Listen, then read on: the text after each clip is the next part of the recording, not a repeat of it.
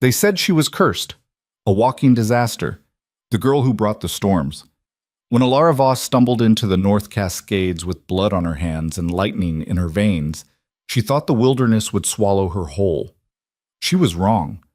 What found her instead was something far more dangerous, a wolf with human eyes, and a claim she couldn't accept. Ronan Virek, the alpha who could smell her fear from miles away, who saw past her broken exterior to the weapon she'd been running from her entire life.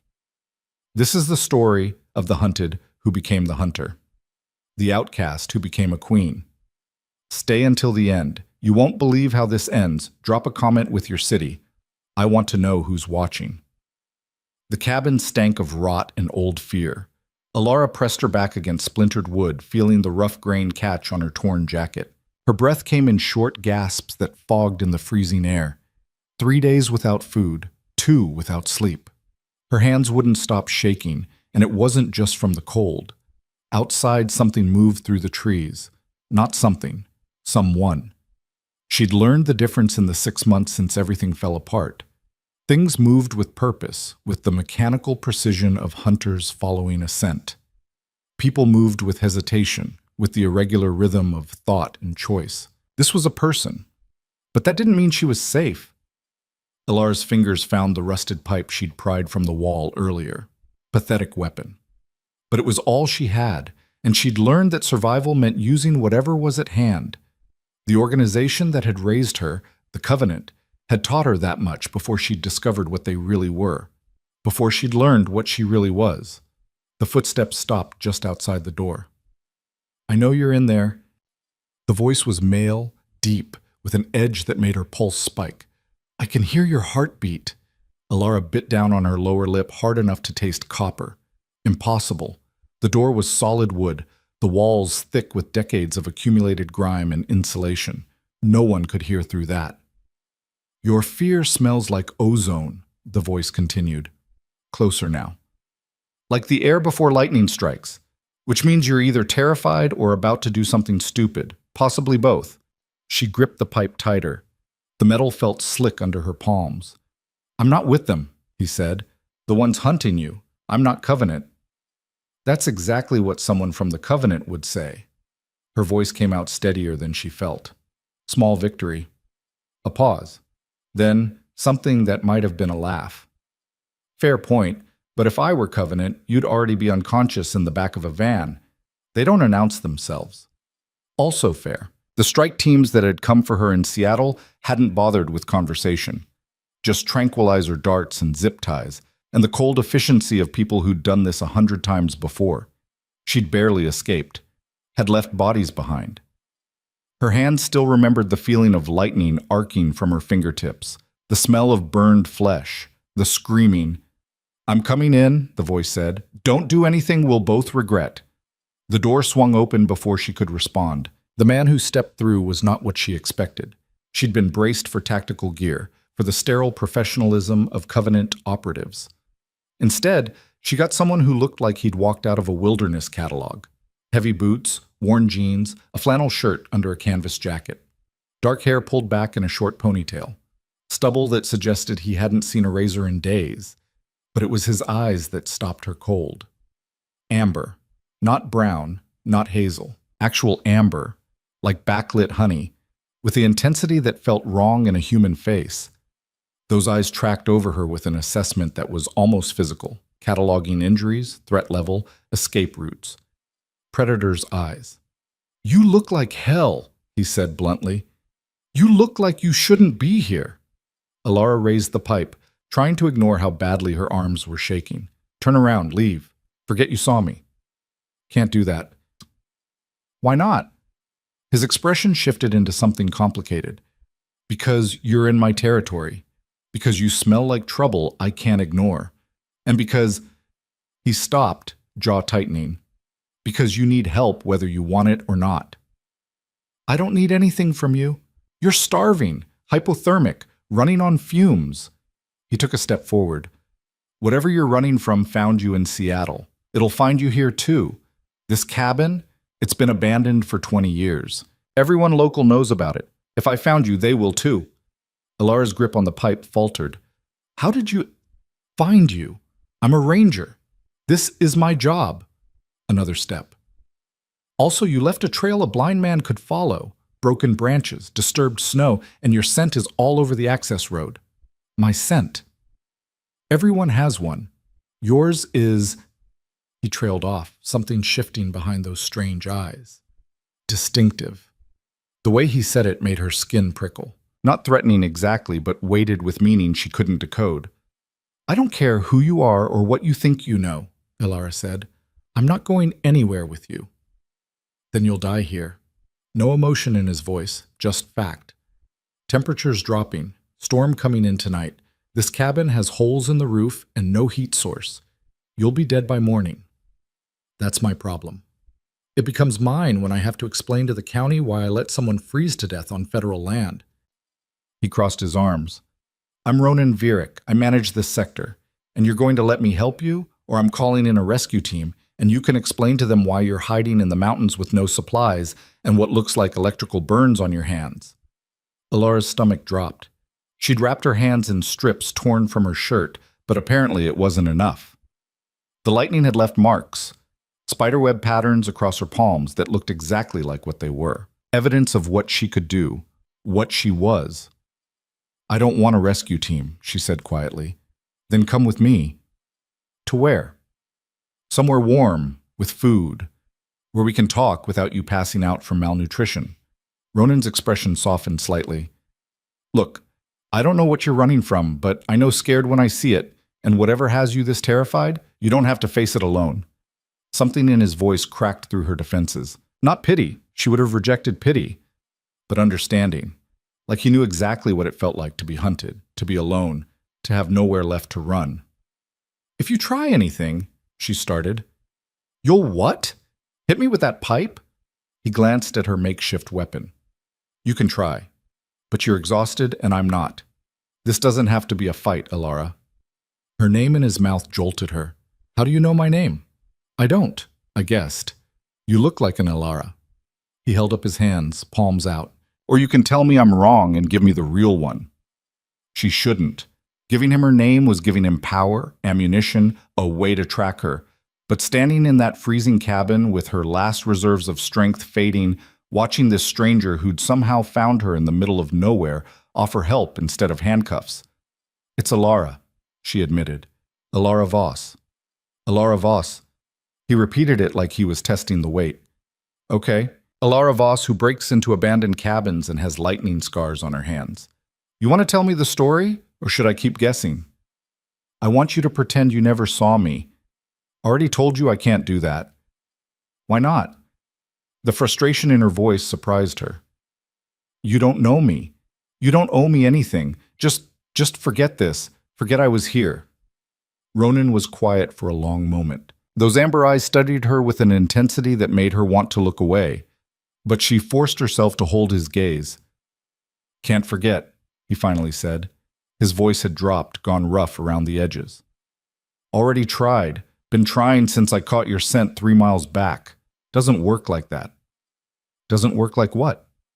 He opened his mouth, closed it, shook his head like he was arguing with himself. Doesn't matter. What matters is getting you somewhere safe before you collapse. We can argue about the rest after you've eaten something that isn't tree bark. Ilara wanted to argue, wanted to tell him to leave, that she'd take her chances with the cold and the coming storm, but her body was betraying her. The shaking had spread from her hands to her whole frame, and her vision was starting to blur at the edges. He was right about the hypothermia, about the starvation, about all of it. If this is a trap, she whispered. It's not. How do I know that? Ronan's expression shifted into something raw. Because if I wanted to trap you, you'd already be trapped. I'm offering you a choice. That's more than whoever you're running from gave you, isn't it? Yes. The Covenant had never offered choices. Just demands masked as suggestions, control masked as care. She'd grown up in their facility thinking it was normal, thinking everyone lived like that, monitored, tested, pushed to the edges of their capabilities and beyond. Until the day she'd overheard 2 scientists talking about disposal protocols and acceptable losses, and realized she was never meant to leave that place alive. One night, Ilara said, food and shelter for one night, then I'm gone. We'll see. I mean it. So do I. Ronan gestured toward the door. Come on, we've got about an hour of daylight left, and the trail down isn't friendly in the dark. She followed him out into the fading afternoon. The sky had turned the color of bruises, and the wind carried the sharp bite of incoming snow. Ronan moved through the forest like he was part of it, stepping over roots and rocks with the kind of unconscious grace that spoke of years of practice. Alara stumbled after him, trying to match his pace and failing. Her legs felt like water, her lungs burning with each breath. There's a truck about 2 miles down, Ronan said without looking back. Can you make it? Yes. Lie. She could barely make it 20 feet. He stopped, turned, studied her with those unsettling eyes. Don't bullshit me. If you need help, say so. I'm fine. You're not fine. You're about 10 minutes from passing out. He closed the distance between them in 2 strides. Pride's good, keeps you alive, but stupidity gets you killed. Which is it going to be? Alara swayed, caught herself against a tree. The bark felt rough under her palm. Real. She focused on that sensation, using it to anchor herself against the growing darkness at the edges of her vision. I don't want your help, she said, but the words came out slurred, wrong. Yeah, I'm getting that. Ronan moved closer. But you need it anyway, so you've got 2 options. Walk and probably fall on your face halfway down, or let me carry you and save us both the trouble. I'm not... The world tilted. Her knees buckled.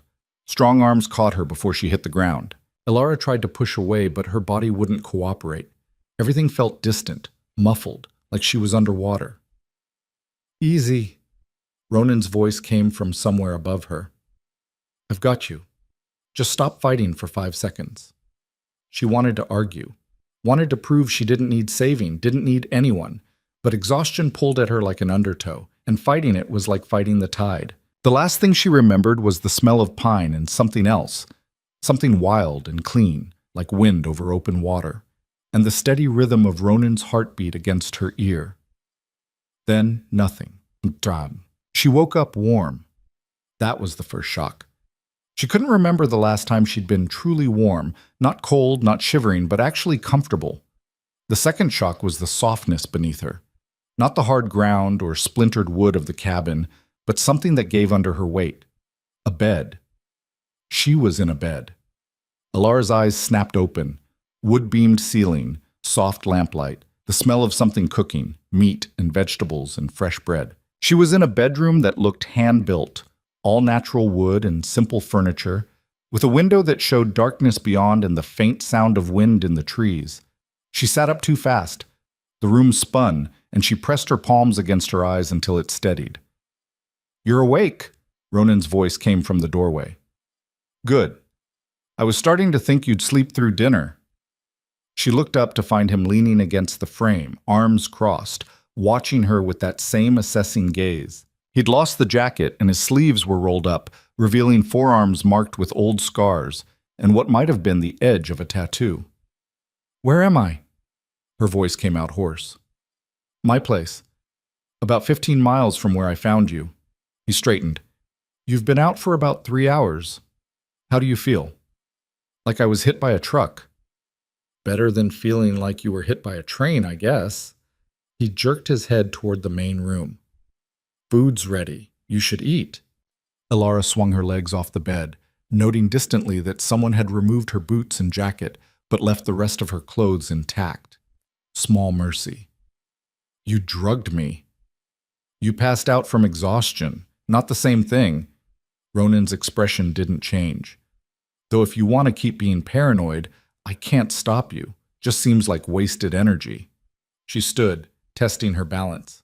Steady enough. Her hands were bandaged, clean white gauze wrapped around her palms. You treated my hands. They looked infected. Basic first aid. He shrugged. You want to check them yourself? Kit's in the bathroom. I won't stop you. Everything about this felt wrong. Not threatening exactly, but off balance. Like the rules she'd learned for survival didn't apply here. The Covenant had taught her to trust no one, to see kindness as manipulation, to always look for the angle. But Ronan wasn't acting like someone with an angle. He was acting like someone who'd found an injured animal and brought it home without thinking twice. Why are you helping me? Alara asked. Already told you, you needed help. That's not a reason. People don't just... She gestured vaguely. They don't do this. Not for strangers. Maybe you've been around the wrong people. Possible. Probable, even. The Covenant had been her whole world until 6 months ago. Every person she'd known had been part of that system, that machine designed to control her, to use her, to extract everything useful before discarding the rest. She'd thought escaping would be freedom. Instead, it had just been a different kind of prison, always moving, always hiding, never trusting anyone long enough to rest. Come eat, Ronan said. You can interrogate me over food, better than standing here looking like you're about to bolt out the window. I could. You could try. But you're on the second floor and it's about a 20-foot drop to gravel. Your call. He left before she could respond. Alara stood there for a moment, weighing options. The smart thing would be to leave. Find her boots, get out, disappear back into the mountains. Ronan had been kind, but kindness was temporary. Eventually he'd want something. They always did. But her stomach was a hollow pit, and the smell of food was overwhelming, and she was so tired of running. Just one night, she told herself. Food and rest. Then gone. The main room was larger than expected. Open-plan kitchen and living area, more of that hand-built furniture, a stone fireplace crackling with real flames. The walls were decorated sparsely, a few photographs, some hiking gear, a rack of tools. Nothing personal. Nothing that suggested who Ronan really was beyond Ranger who lives in the middle of nowhere. He was at the stove, dishing food onto 2 plates. Venison stew, he said without looking up. Nothing fancy, but it's hot and there's plenty. Alara approached cautiously, taking the plate he offered. The stew smelled incredible, rich and savory with chunks of meat and root vegetables. Her mouth watered. Sit. Ronan gestured to the table. Eat slow. Your stomach's not going to be happy if you rush it. She sat, picked up the spoon, looked at the food, then at him. He'd settled into the chair across from her with his own plate, eating with the unselfconscious efficiency of someone used to being alone, not watching her, not waiting for thanks or acknowledgement, just eating. Alara took a bite. The taste exploded across her tongue, salt and herbs and perfectly tender meat. She had to stop herself from inhaling the entire bowl in 30 seconds. Instead, she forced herself to follow his advice, taking small bites, letting her stomach adjust. They ate in silence for several minutes. It should have been awkward, but somehow wasn't. Just 2 people sharing a meal, nothing more complicated than that. So, Ronan said eventually, lightning scars. That's not something you see every day. Alara's spoon paused halfway to her mouth. I don't want to talk about it.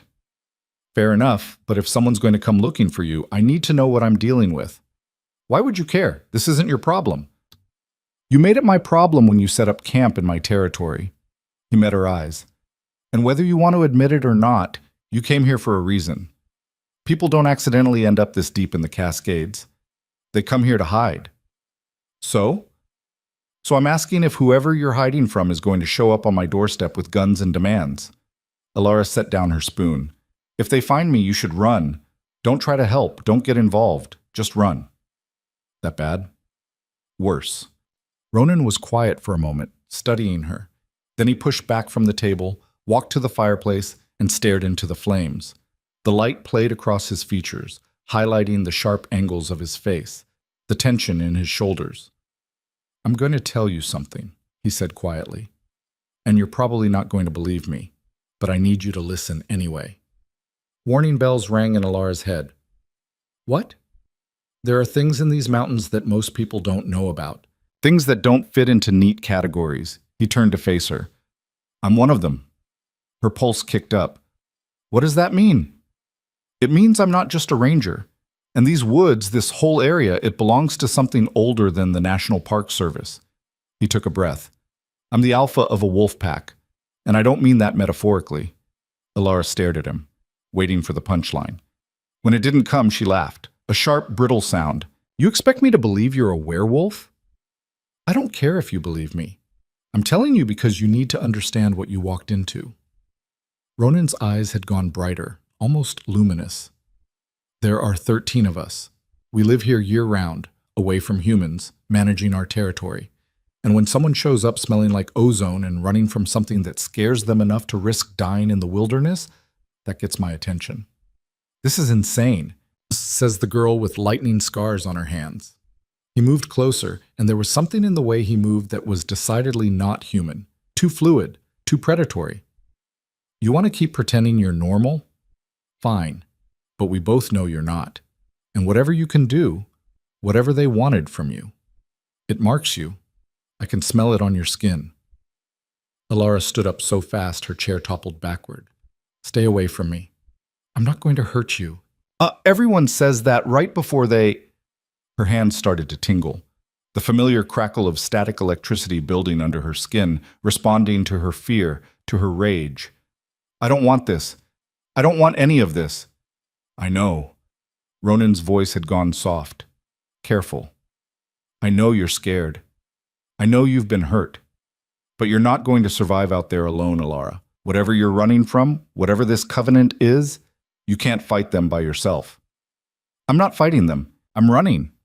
For how long? Until they catch you? Until you freeze to death in some godforsaken cave? He shook his head. There's a better way. There's no better way. There's just... The words caught in her throat. There's just staying alive one more day. That's all I've got. The lights flickered, bulbs glowing brighter for a second before dimming back to normal. Ronan's eyes tracked to the ceiling, then back to her. You're doing that, he said. Not a question. I can't control it. When I'm upset, when I'm scared, it just...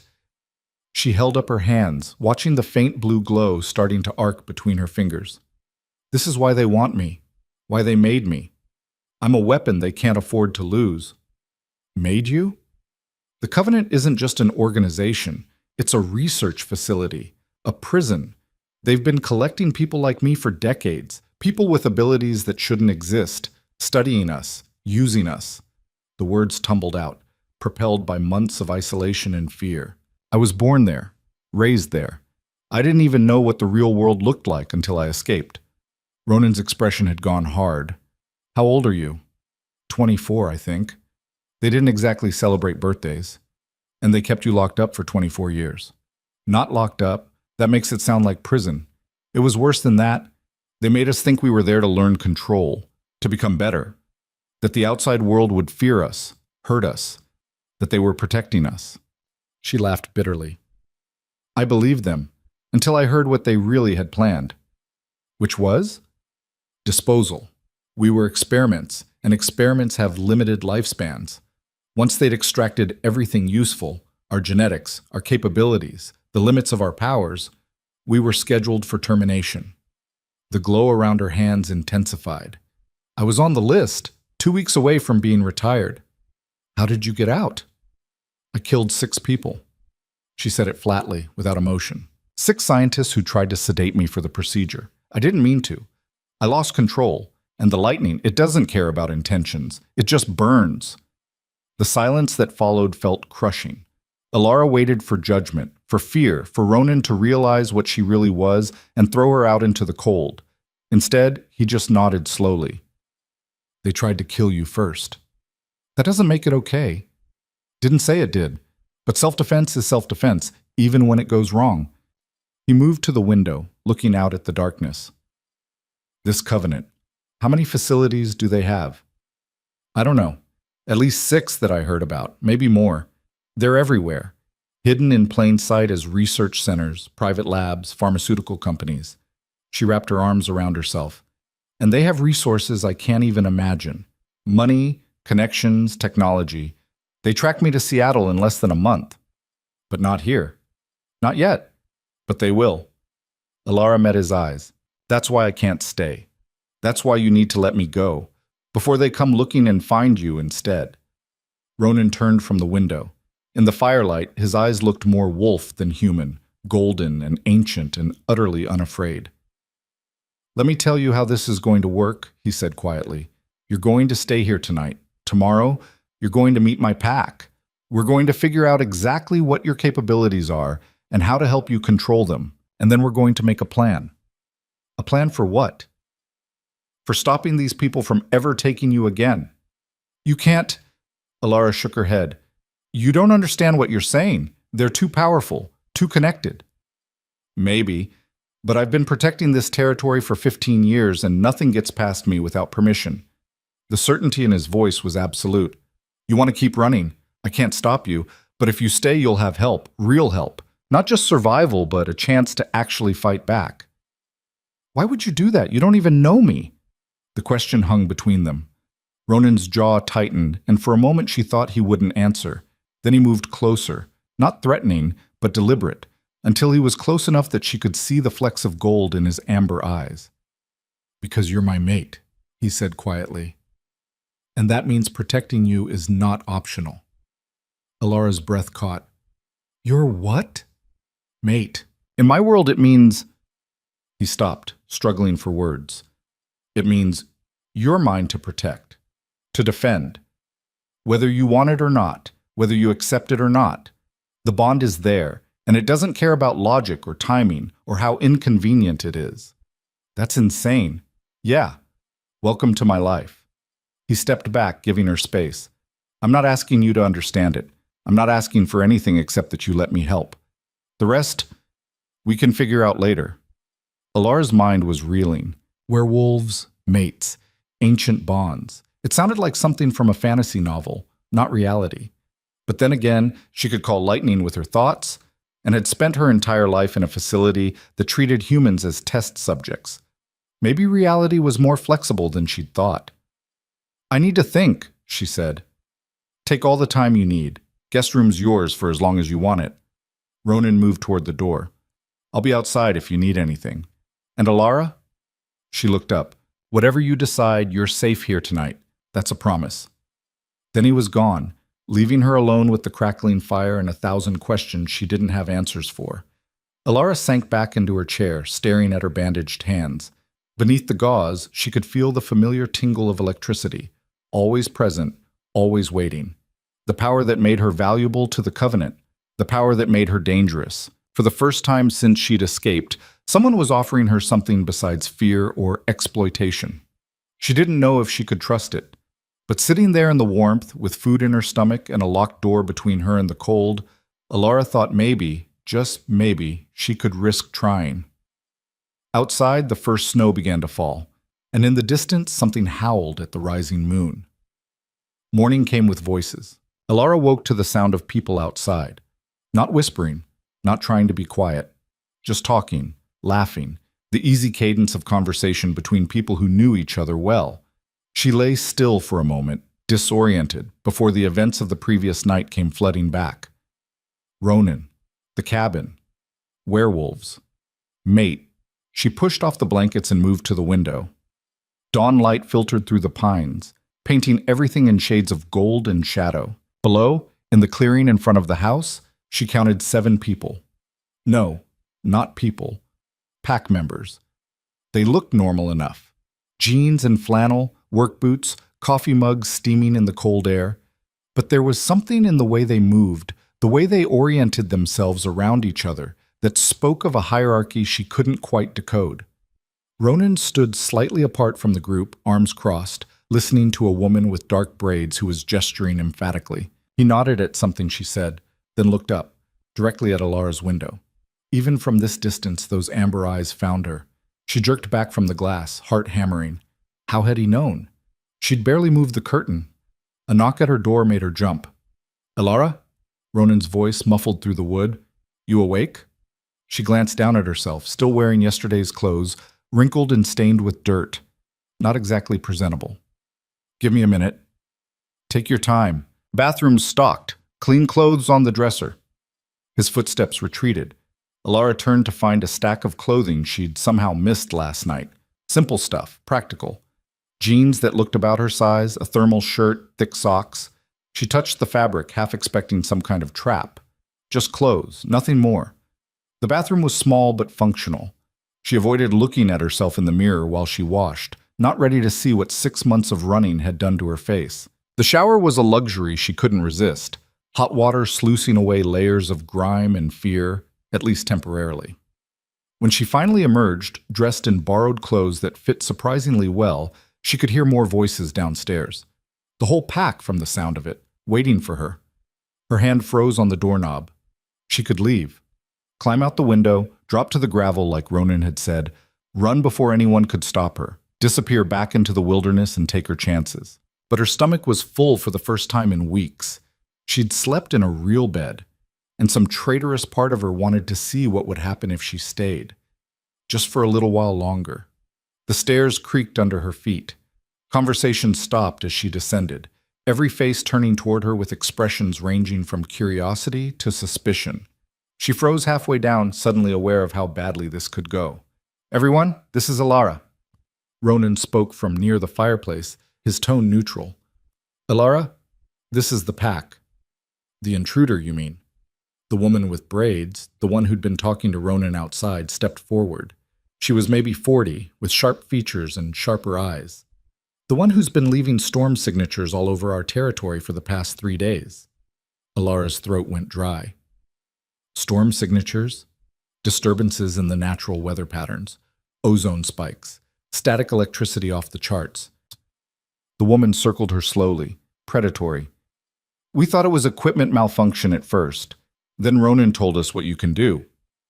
"Kira," warning in Ronan's voice. "What? We're supposed to pretend she's not dangerous?" Kira stopped in front of Alara, close enough that she had to tilt her head back to maintain eye contact. "She's a lightning rod walking around in skin, and you brought her here, to our home. She needed help. She needs to leave." This from a younger man, early 20s, with the kind of pretty boy features that probably got him far in the human world. "No offense, but we don't do charity cases, especially not ones that could fry us by accident." "Marcus," Ronan's tone had gone hard. "That's enough." "Is it? Because from where I'm standing, you found some random girl in the woods and decided to adopt her without asking any of us." Marcus gestured around the room. "We're a pack. We make decisions together. Or did you forget that part of being alpha?" The tension in the room ratcheted up several notches. Alara could feel it like pressure against her skin, making her hands tingle with the urge to defend herself. She clenched her fists, forcing the electricity down. "I didn't ask to be here," she said quietly. Everyone's attention snapped back to her. "And I'll leave if that's what you want. I don't need your charity." "See? Problem solved." Marcus looked triumphant. "Except she won't make it 3 days out there." An older man spoke from the corner, graying beard, weathered face, the kind of stillness that suggested he didn't speak unless he had something worth saying. "You saw her when Ronan brought her in, Marcus. She was half dead." "Not our problem, Garrett." "Everything in our territory is our problem." Garrett moved closer, studying Alara with interest rather than hostility. "And if what Ronan says is true, if there's an organization hunting people with abilities, we need to know more." "Why?" Kira demanded. "So we can paint a target on our backs? We've stayed hidden this long by minding our own business." "We've stayed hidden because we're strong enough to defend our territory," Ronan cut in. "And because we protect those who can't protect themselves. That's what we do." "That's what you decided we do." Marcus's voice had risen. "Without consulting us. Again, I'm Alpha. I don't need to consult you on matters of sanctuary." "Sanctuary?" Kira laughed, sharp and bitter. "You call bringing a wanted fugitive into our home sanctuary? What happens when her hunters show up? When they bring guns and helicopters and whatever else they use to track people like her?" "Then we deal with it." Ronan's expression was granite. "Like we've dealt with every other threat. This is different, and you know it." Kira moved to stand beside Marcus, a unified front. "We're talking about human organizations with resources and technology, not rogue wolves or territorial disputes. If they find her here, they'll find us. And everything we've built, everything we've protected, it all goes up in smoke." Alara couldn't listen anymore. "Stop." Her voice cut through the argument. "Just stop. I'm not worth this." Silence fell. Ronan turned to her, something complicated crossing his face. "Alara, no, they're right. I'm dangerous. The Covenant will come eventually. They always do. And when they get here, people will die. That's what happens around me." She looked at each pack member in turn. "I've been running for 6 months. I've seen what they do to anyone who helps me. You want me gone? Fine. I'll be gone by noon." She turned toward the stairs, done with this whole situation. Done with hoping things could be different. "Wait." The voice was female, younger. Alara looked back to find a girl, maybe 19, stepping forward. She had the kind of face that belonged in a painting, delicate and ethereal, with silver blonde hair that caught the light. You said the Covenant has been hunting you for 6 months. How are you still alive? The question caught Alara off guard. What? If they're as powerful as you say, why haven't they caught you? The girl's eyes were intelligent, calculating. You're one person. They're an organization with unlimited resources. The math doesn't work unless you're doing something right. Alara opened her mouth, closed it. She'd never thought about it like that, had been too busy surviving to analyze how she was surviving. I move constantly, she finally said. Never stay in one place more than a few days. Avoid cameras, don't use credit cards, steal what I need, and she hesitated. I can feel them sometimes. When they get close, the air changes, gets heavier, your power warning you. The girl nodded thoughtfully. What else? I short out their equipment. Accidentally, mostly. Drones, tracking devices, anything electronic. Get close enough and it just fails. How close? Maybe 50 feet? Less if I'm scared. Interest sparked in several faces around the room. Even Kira looked less hostile, more evaluating. That's a significant defensive capability, Garrett said. Natural EMP field. Could be useful. Useful how? Marcus demanded. We don't use much tech anyway. No, but others do. Hunters, poachers, that logging company that keeps trying to expand into the Northern Territory. Garrett stroked his beard. Having someone who can disable their equipment from a distance, that changes the tactical landscape. You're talking about using her as a weapon, Kira said flatly. I'm talking about recognizing assets when they appear. Garrett met Ronan's eyes. But that's Alpha's decision, not mine. All attention shifted to Ronan.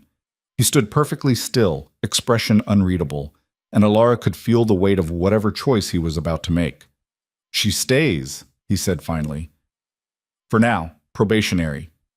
Probationary how? Marcus pushed. She learns control, proves she's not a liability. If the Covenant gets close, we deal with it together.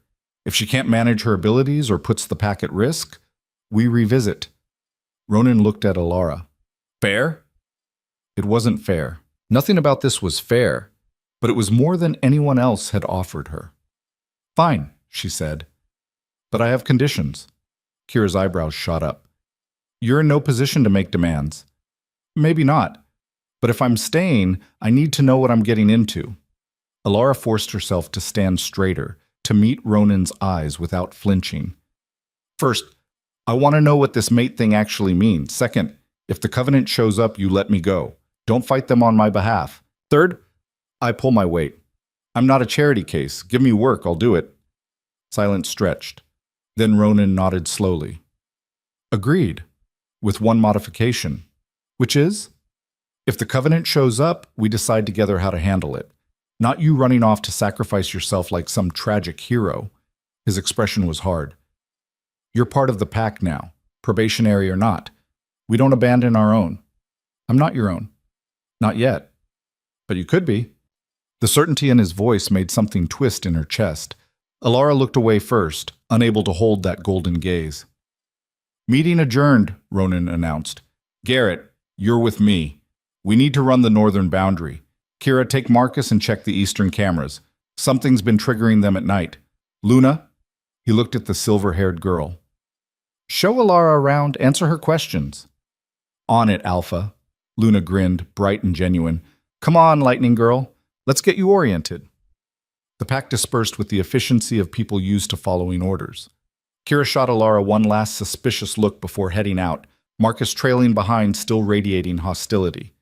Garrett clapped Ronan on the shoulder, saying something too quiet for Alara to hear. Then it was just her and Luna.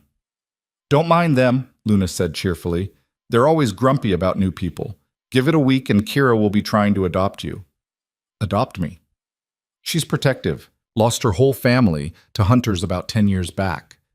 Now anyone vulnerable triggers her mama bear instincts, even if she'd rather die than admit it.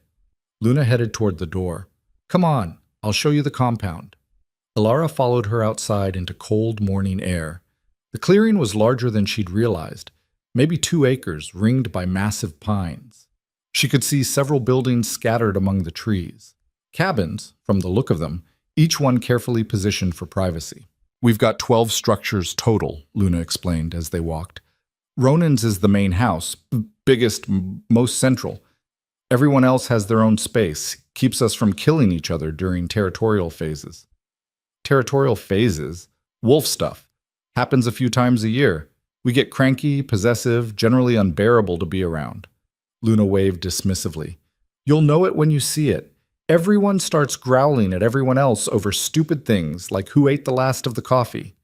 Despite everything, Alara felt her lips twitch. Sounds fun. It's a nightmare, but it passes.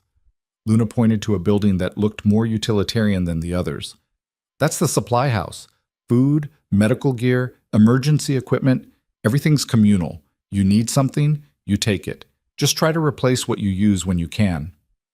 They walked in silence for a moment. Alara studied the compound, noting exits, potential defensible positions, old habits. You're tactical, Luna observed. Looking for escape routes? Always. Smart. Paranoid, but smart. Luna stopped at the edge of the clearing where the trees grew thick. This is the perimeter. We don't have fences. Don't need them. The pack can smell intruders from about a mile out. And the forest itself, well, let's just say it doesn't like strangers.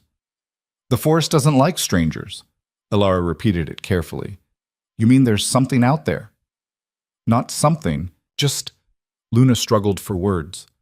The land recognizes us. We've been here long enough that we're part of it. But outsiders?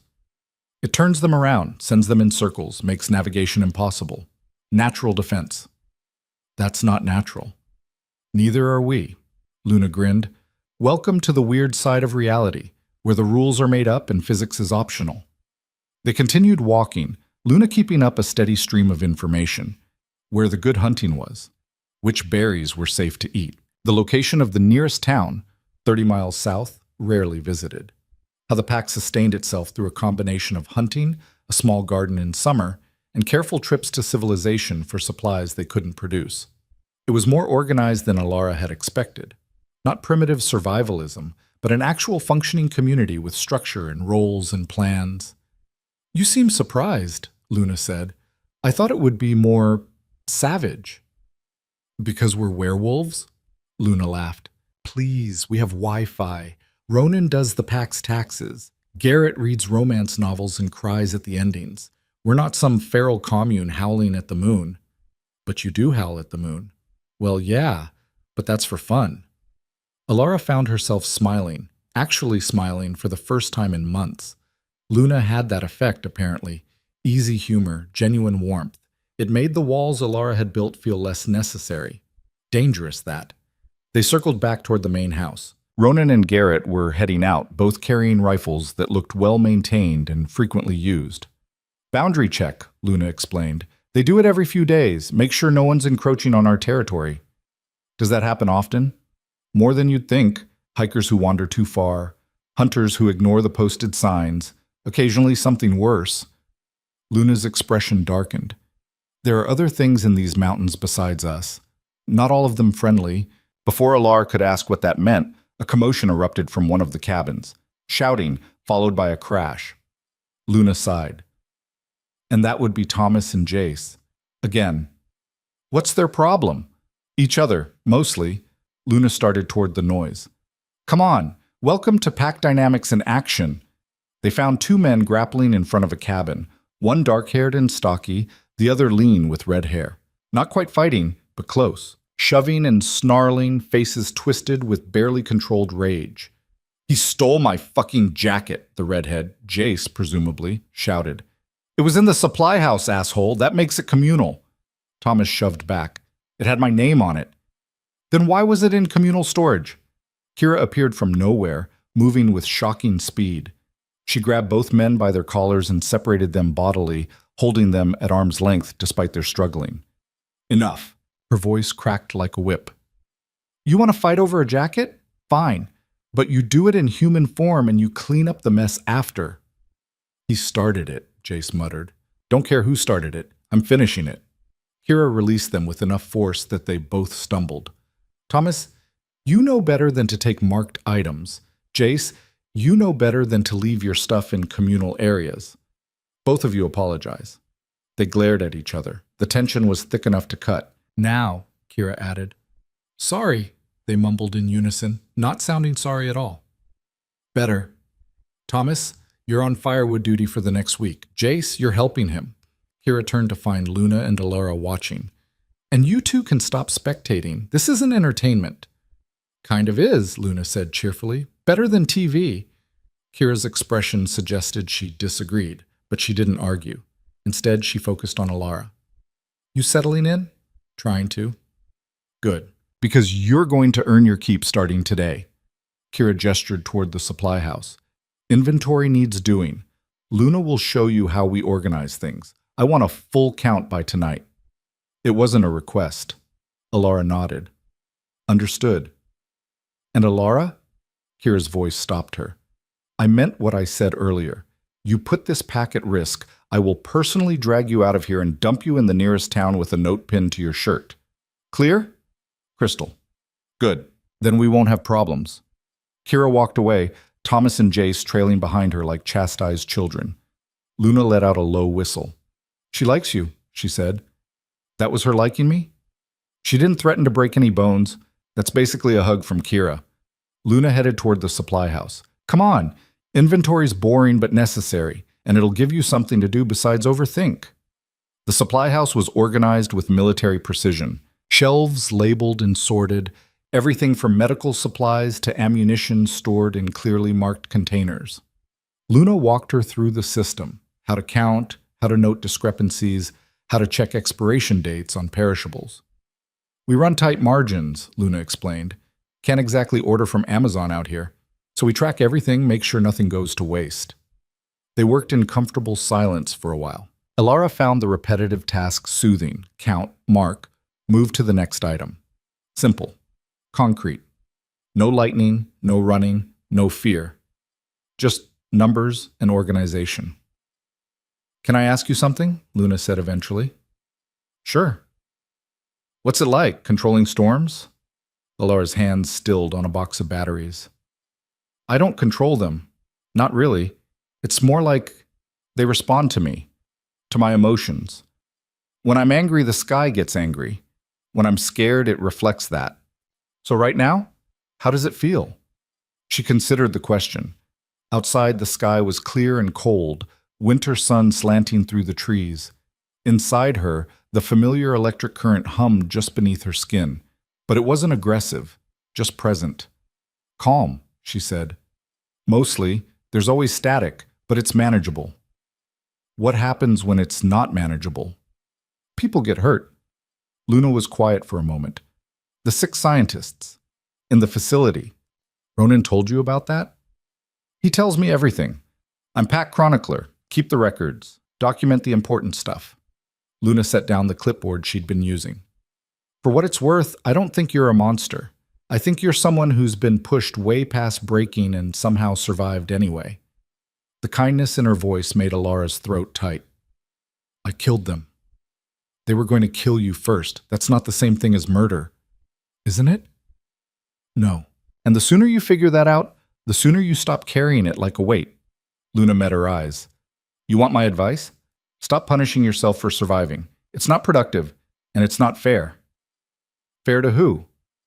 To you, genius. Luna smiled gently. I know we just met, but I'm pretty good at reading people, and you're holding yourself together with spite and willpower. But eventually, that breaks. Better to start healing now before it gets worse. Alara looked away, blinking hard. I don't know how. Lucky for you, you're in a house full of people who've all been through their own versions of hell. We're pretty good at the healing thing, when we're not fighting over jackets. Luna returned to her inventory. Give it time. You might be surprised. They finished the count just as afternoon shadows started lengthening.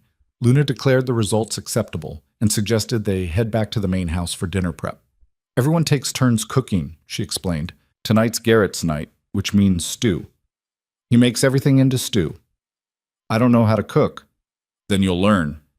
We all have skills to share. That's how this works. Back at the main house, they found Garrett already at work in the kitchen. He nodded at their entrance but didn't speak, focused on chopping vegetables with the kind of precision that spoke of practice. Luna pulled Alara into the rhythm of preparation, washing, peeling, sorting. The other pack members drifted in gradually. Marcus, still sullen but less hostile. Thomas and Jace, apparently over their jacket dispute. A woman Alara hadn't met yet, older, with kind eyes and streaks of gray in her brown hair. Sarah, she introduced herself. Medic. If you get hurt, you come to me. Noted. And if you need to talk, same deal. I'm good at listening. Sarah squeezed her shoulder gently before moving to help Garrett. Ronan arrived last, tracking in cold air and the smell of pine. His eyes found Alara immediately, that strange intensity back.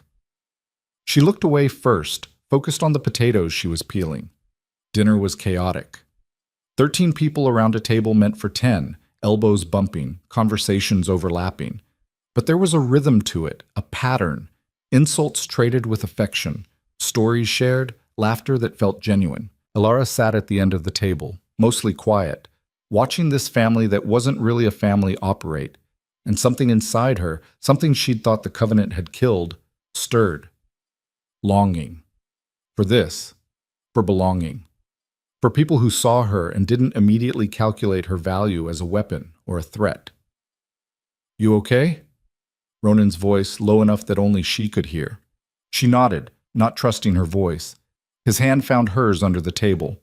Brief contact, then gone. But the warmth lingered. After dinner, people scattered to evening routines. Alara helped Luna with dishes, learning the kitchen system. Where things went, how they conserved water, why they composted. You're doing good, Luna said as they finished. For your first day. I peeled potatoes and counted supplies. Not exactly heroic. Heroic is overrated. Reliable is better. Luna dried her hands. Get some rest. Tomorrow we start the real work. What's the real work? Luna's grin was sharp. Teaching you to control that lightning before it kills someone accidentally should be fun. She left before Alara could respond. The house had gone quiet, most of the pack retreating to their cabins. Alara stood alone in the kitchen, exhaustion pulling at her. She was heading toward the stairs when she heard voices outside. Low, tense, arguing, Ronan and Kira. Can't ignore the risks, Kira was saying. I'm not ignoring anything. But then what do you call bringing her here without consulting the pack council? That's not leadership, Ronan. That's desperation. Maybe it is. Ronan's voice had gone rough. But you didn't see her out there. Didn't see what they did to her. I couldn't just what? Walk away? She's not your responsibility. Yes, she is. Silence. Then Kira, softer. The mate bond. You're sure?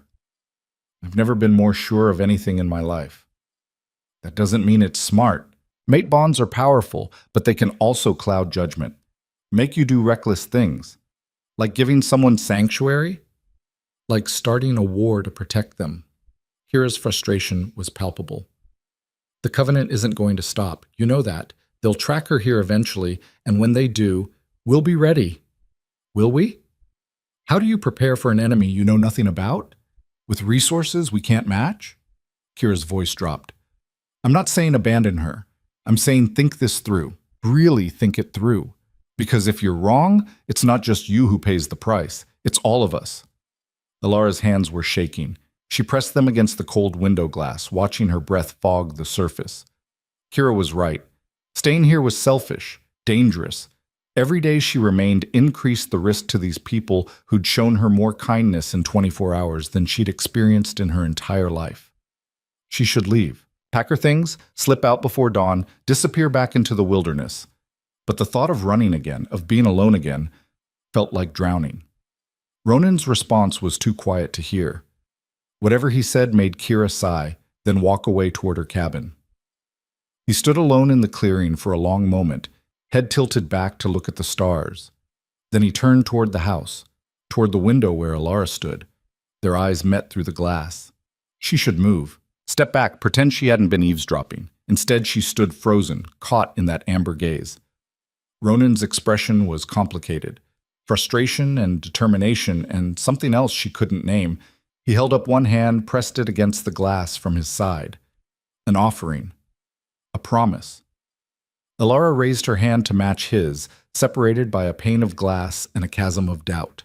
The air between their palms crackled. Blue lightning arced across the window, spreading in fractal patterns like frost. Not destructive, just present. Ronan didn't pull away.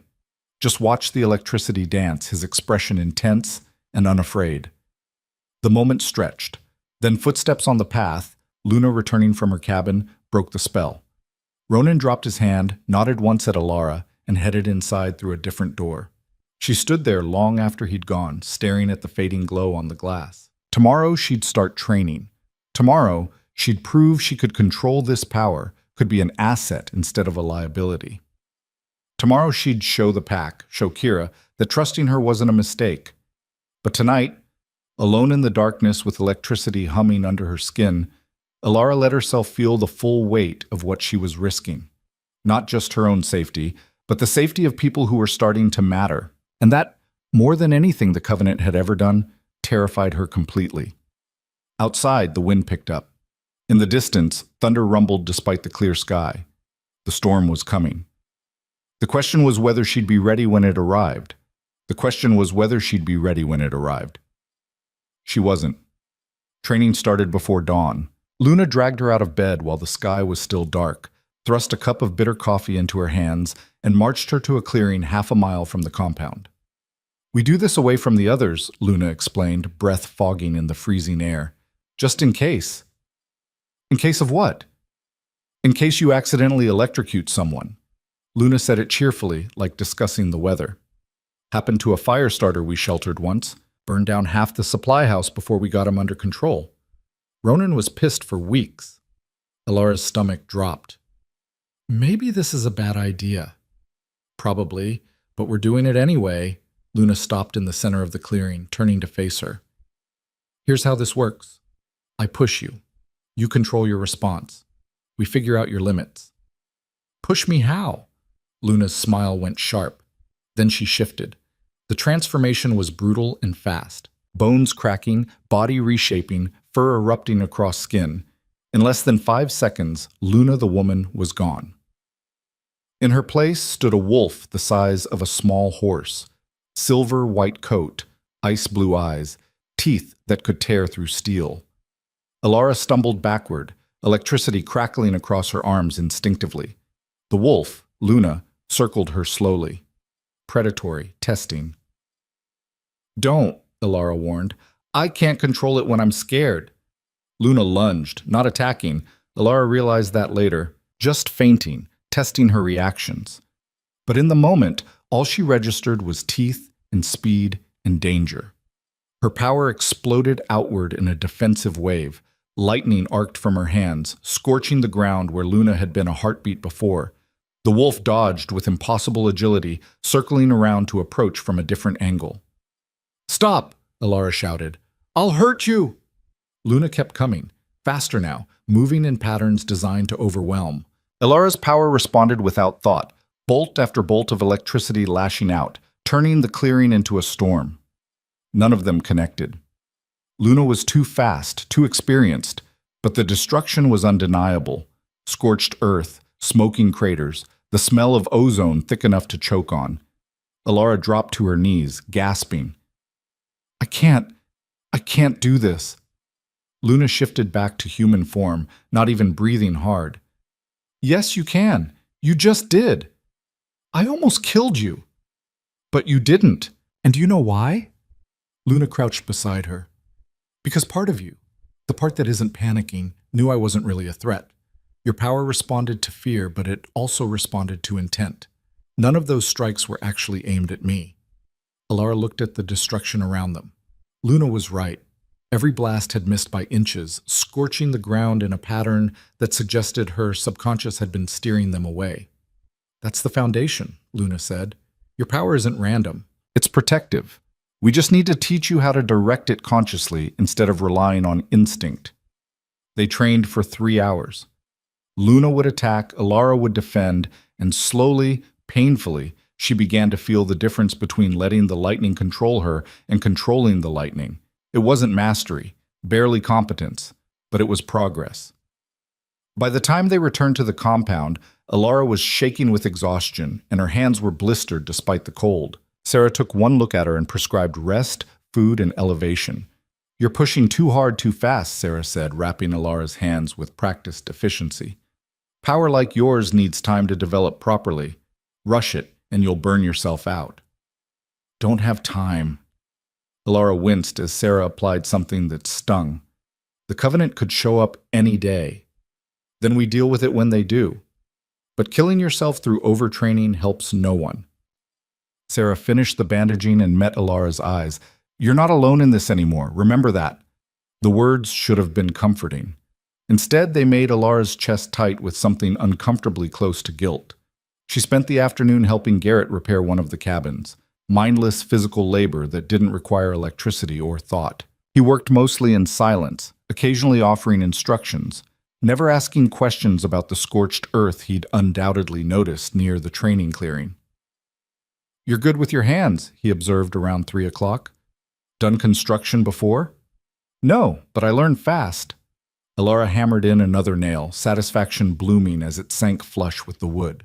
"The Covenant kept us busy, said idle hands were dangerous." "They weren't wrong." Garrett passed her another board, though I suspect their definition of dangerous and mine differ significantly. "They thought we'd use our abilities against them if we had too much time to think." "Would you have?" The question hung between them. Alara considered lying, then decided against it. "Yes. If I'd known what they really planned, if I'd understood earlier." "But you didn't." "No, I was a good little experiment right up until I overheard my expiration date." She drove in another nail with more force than necessary. "Guess that makes me a coward." "Makes you human. Most people don't recognize they're in a cage until someone points at the bars." Garrett was quiet for a moment. "The ones who escape anyway? Those are the brave ones." Alara's throat went tight. She focused on the work, letting the rhythm of hammer and nail ground her. They finished just as the sun started setting. Garrett stepped back to survey their work, nodded with satisfaction. "Good. This'll hold another winter at least." "What happens after that?" "We repair it again. That's how it works out here. Nothing lasts forever. You just maintain what you can and accept what you can't." He collected his tools. "Dinner's in an hour. You should clean up." Back at the main house, Alara found the bathroom occupied and the shower running. She settled for washing her face and hands in the kitchen sink, watching through the window as pack members returned from their various tasks. Marcus and Jace hauling firewood, Thomas checking the perimeter cameras, Kira emerging from the forest with what looked like a deer slung over her shoulders, moving with the easy strength of someone who'd done this 1,000 times. A functional community, everyone with their role, their purpose. Where did she fit in this? If she even fit at all? "You're overthinking again." Ronan's voice came from behind her. She hadn't heard him enter, which should have been impossible, but apparently wasn't with werewolves. "It's what I do." She dried her hands on a towel. "Overthink and break things. My two main skills." "Luna says you made progress today." "Luna's generous. I mostly just destroyed a clearing and didn't die." "That's more progress than most people make in their first session." Ronan moved to stand beside her at the window, close enough that she could feel his body heat, smell that wild, clean scent that seemed to follow him. "You're being too hard on yourself." "Someone has to be." "Why?" The question caught her off guard. She turned to find him watching her with that intense amber gaze, expression serious. "Because if I'm not," she said slowly, "I might start believing I deserve this, deserve help, or safety, or—" She gestured vaguely. "Any of it. And that would be bad because the last time I let myself believe I was safe, 6 people died." Ronan was quiet for a long moment. Then he reached out, fingers brushing the bandages on her hand. "The Covenant killed those people. Not you. They put you in an impossible situation and you survived. That's not a crime." "Feels like one." "I know." His voice had gone soft. "But feelings aren't facts. And the fact is, you're here, you're trying, you're learning. That's enough." "Is it?" Alara met his eyes. "Because Kira doesn't think so. Half the pack thinks I'm a liability, and they're probably right. Kira thinks everyone's a liability until proven otherwise. It's how she stays alive. Ronan's hand was still on hers, warm and steady. Give her time. Give them all time. They'll come around. And if they don't, then they answer to me. I'm Alpha. My word is law. He said it simply, like stating an obvious truth. And I say you stay. The certainty in his voice did something complicated to her insides. Alara pulled her hand back, needing distance before she did something stupid like lean into that warmth. The mate bond, she said. You still haven't explained what it actually means. Ronan's expression shifted, guarded now. It's complicated. Try me, he sighed, running a hand through his hair. In my world, mates they're everything. The other half of your soul, the person you're meant to protect and cherish above all else. When you find them, you know. It's instinctive, undeniable. That sounds like a fairy tale. Feels like one too. Until it happens. His eyes found hers again. I smelled you 3 miles out and knew. Before I saw your face, before I learned your name. Just knew. Knew what? That you were mine. That I'd do anything to keep you safe. That losing you would be worse than dying. He said it flatly, without drama. I know how that sounds, but it's the truth. Alara's pulse kicked up. I'm not yours. Not yet. Maybe not ever. The bond doesn't work one way. You have to feel it too for it to be complete. Ronan's jaw tightened. But whether you accept it or not doesn't change what I feel. Doesn't change that I'll protect you regardless. That's insane. Probably. A ghost of a smile. But I've been called worse. Before Alara could respond, the door burst open. Kira, moving fast, expression grim. We've got company, she said. Northern perimeter. 3 vehicles, military grade. They're not trying to hide. The air went cold. Alara's hands started to tingle. The Covenant. Most likely. Kira's eyes were hard. They're about 20 minutes out. We need to decide how we're handling this. Ronan was already moving. Full alert. Get everyone armed and positioned. Standard defensive formation. Ronan, Alara stepped forward. Let me go. I'll meet them halfway. Lead them away from here. You don't have to fight my battles. Not happening. He didn't even look at her, focused on Kira. Sarah, get the medical station prepped. Garrett, you're on high ground with the rifle. Marcus and Jace, eastern flank. Thomas, western. Luna, I'm not leaving her. Luna had appeared already half shifted. Wherever Alara goes, I go. Luna, this isn't... Alara started. Not debatable. Luna's voice had gone hard. You're Pack now. We don't abandon Pack. They'll kill you. They can try. Kira was checking her weapons. Knives, a handgun, something that looked disturbingly like a grenade. We've dealt with human threats before. This isn't our first dance. This is different, Alara's voice rose, electricity crackling up her arms. The Covenant doesn't take prisoners. They don't negotiate. They'll burn this whole compound to the ground to get to me. Then we make them regret it. Ronan finally looked at her and his eyes had gone full wolf, predatory, and absolutely fearless. You want to protect us? Fight beside us. Show us what you can do, because running won't save anyone. It'll just mean you die alone. The truth of it hit like a punch. He was right. She'd been running for 6 months and the Covenant had never stopped, never slowed. Running was just delaying the inevitable. Maybe it was time to stop running. Okay, she whispered. Okay. What do you need me to do? Ronan's expression shifted, surprise, then something fiercer. Can you disable their vehicles without getting close? If they're within 50 feet, maybe more if I push it. Good, that's our opening. We take out their mobility, force them into the forest where we have the advantage. He turned to Kira. Standard dispersal pattern. Make them chase shadows. The pack moved with terrifying efficiency. Positions assigned, weapons distributed, a plan coming together in minutes that should have taken hours. Alara watched them work and felt the weight of what she'd brought to their door, but also, for the first time, the possibility that she didn't have to carry it alone. Garrett appeared at her elbow, pressing something into her hands. A radio. Channel 3. If you get separated, call for help. We'll find you. I don't know how to use this. Push to talk, release to listen. Easy. He was already moving away. Don't die. Ronan would never forgive me.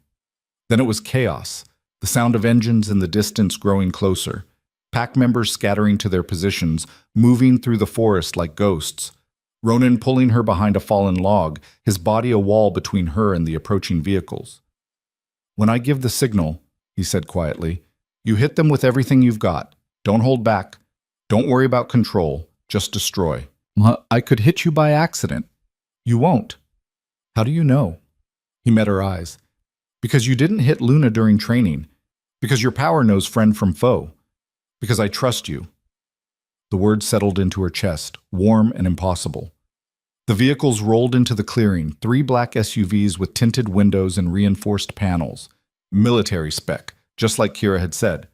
They stopped in formation, engines idling. For a long moment, nothing happened. Then the doors opened. 12 people emerged. Not soldiers, too clean-cut, too corporate, but armed to the teeth anyway. Tactical gear under expensive coats. Weapons that probably cost more than most cars. Leading them was a woman Alara recognized, Dr. Chen, head of the Covenant's Midwest facility, the one who'd supervised Alara's training, her testing, her scheduled disposal. "Alara Voss," Chen's voice carried across the clearing. "We know you're here. The energy signature is unmistakable. Come out and we can discuss this civilly." Alara's hands clenched. Ronan's hand on her shoulder kept her from standing. "We don't want to hurt anyone," Chen continued. "We just want you back where you belong, where you can be properly cared for." "Lying bitch," Alara muttered. "Agreed." Ronan's voice was barely a whisper. "Wait for it." Chen waited 30 seconds, then sighed. "Very well. We'll do this the difficult way. Team Alpha, begin sweep pattern. Team Beta, thermal imaging." She can't have gone far. The Covenant operatives fanned out, moving with professional precision. Scanning the forest, checking equipment, preparing to hunt. Ronan's hand squeezed Alara's shoulder once. The signal. She stood. Every weapon immediately trained on her. 12 red laser dots painting her chest. "There you are," Chen smiled, cold and clinical. "Step forward, please. Hands where we can see them." "Or what?" Alara's voice was steadier than she felt. "You'll shoot?" "That didn't work in Seattle. Seattle was a mistake. We were unprepared for your development." Chen gestured, and 2 operatives moved forward with what looked like specialized equipment. "We won't make that error again. These weapons are specifically designed to incapacitate subjects with bioelectric abilities. You'll be unconscious before you can raise a hand." "You sure about that?" Chen's smile widened. "Quite sure. We've been studying you for 24 years, Alara. We know everything about your capabilities, your limits, your weaknesses. Then you know I've gotten stronger since I left. We suspected. These readings confirm it." Chen checked a tablet one of her people handed her. "Fascinating. Your output has increased by approximately 40%. The stress of survival must have triggered an accelerated development phase." She said it like discussing lab results, like Alara was still just data to be analyzed. "Last chance," Alara said. "Leave. Forget you found me. I don't want to hurt anyone." "You won't have the opportunity." Chen nodded to her team. "Subdue her. Lethal force authorized if she resists." The operatives raised their weapons. Alara raised her hands and pulled down the sky. Lightning didn't come from her this time. It came from above, from the clouds she'd been unconsciously building since the vehicles arrived. Massive bolts that turned night into day, striking with precision that should have been impossible. Not hitting people, hitting vehicles.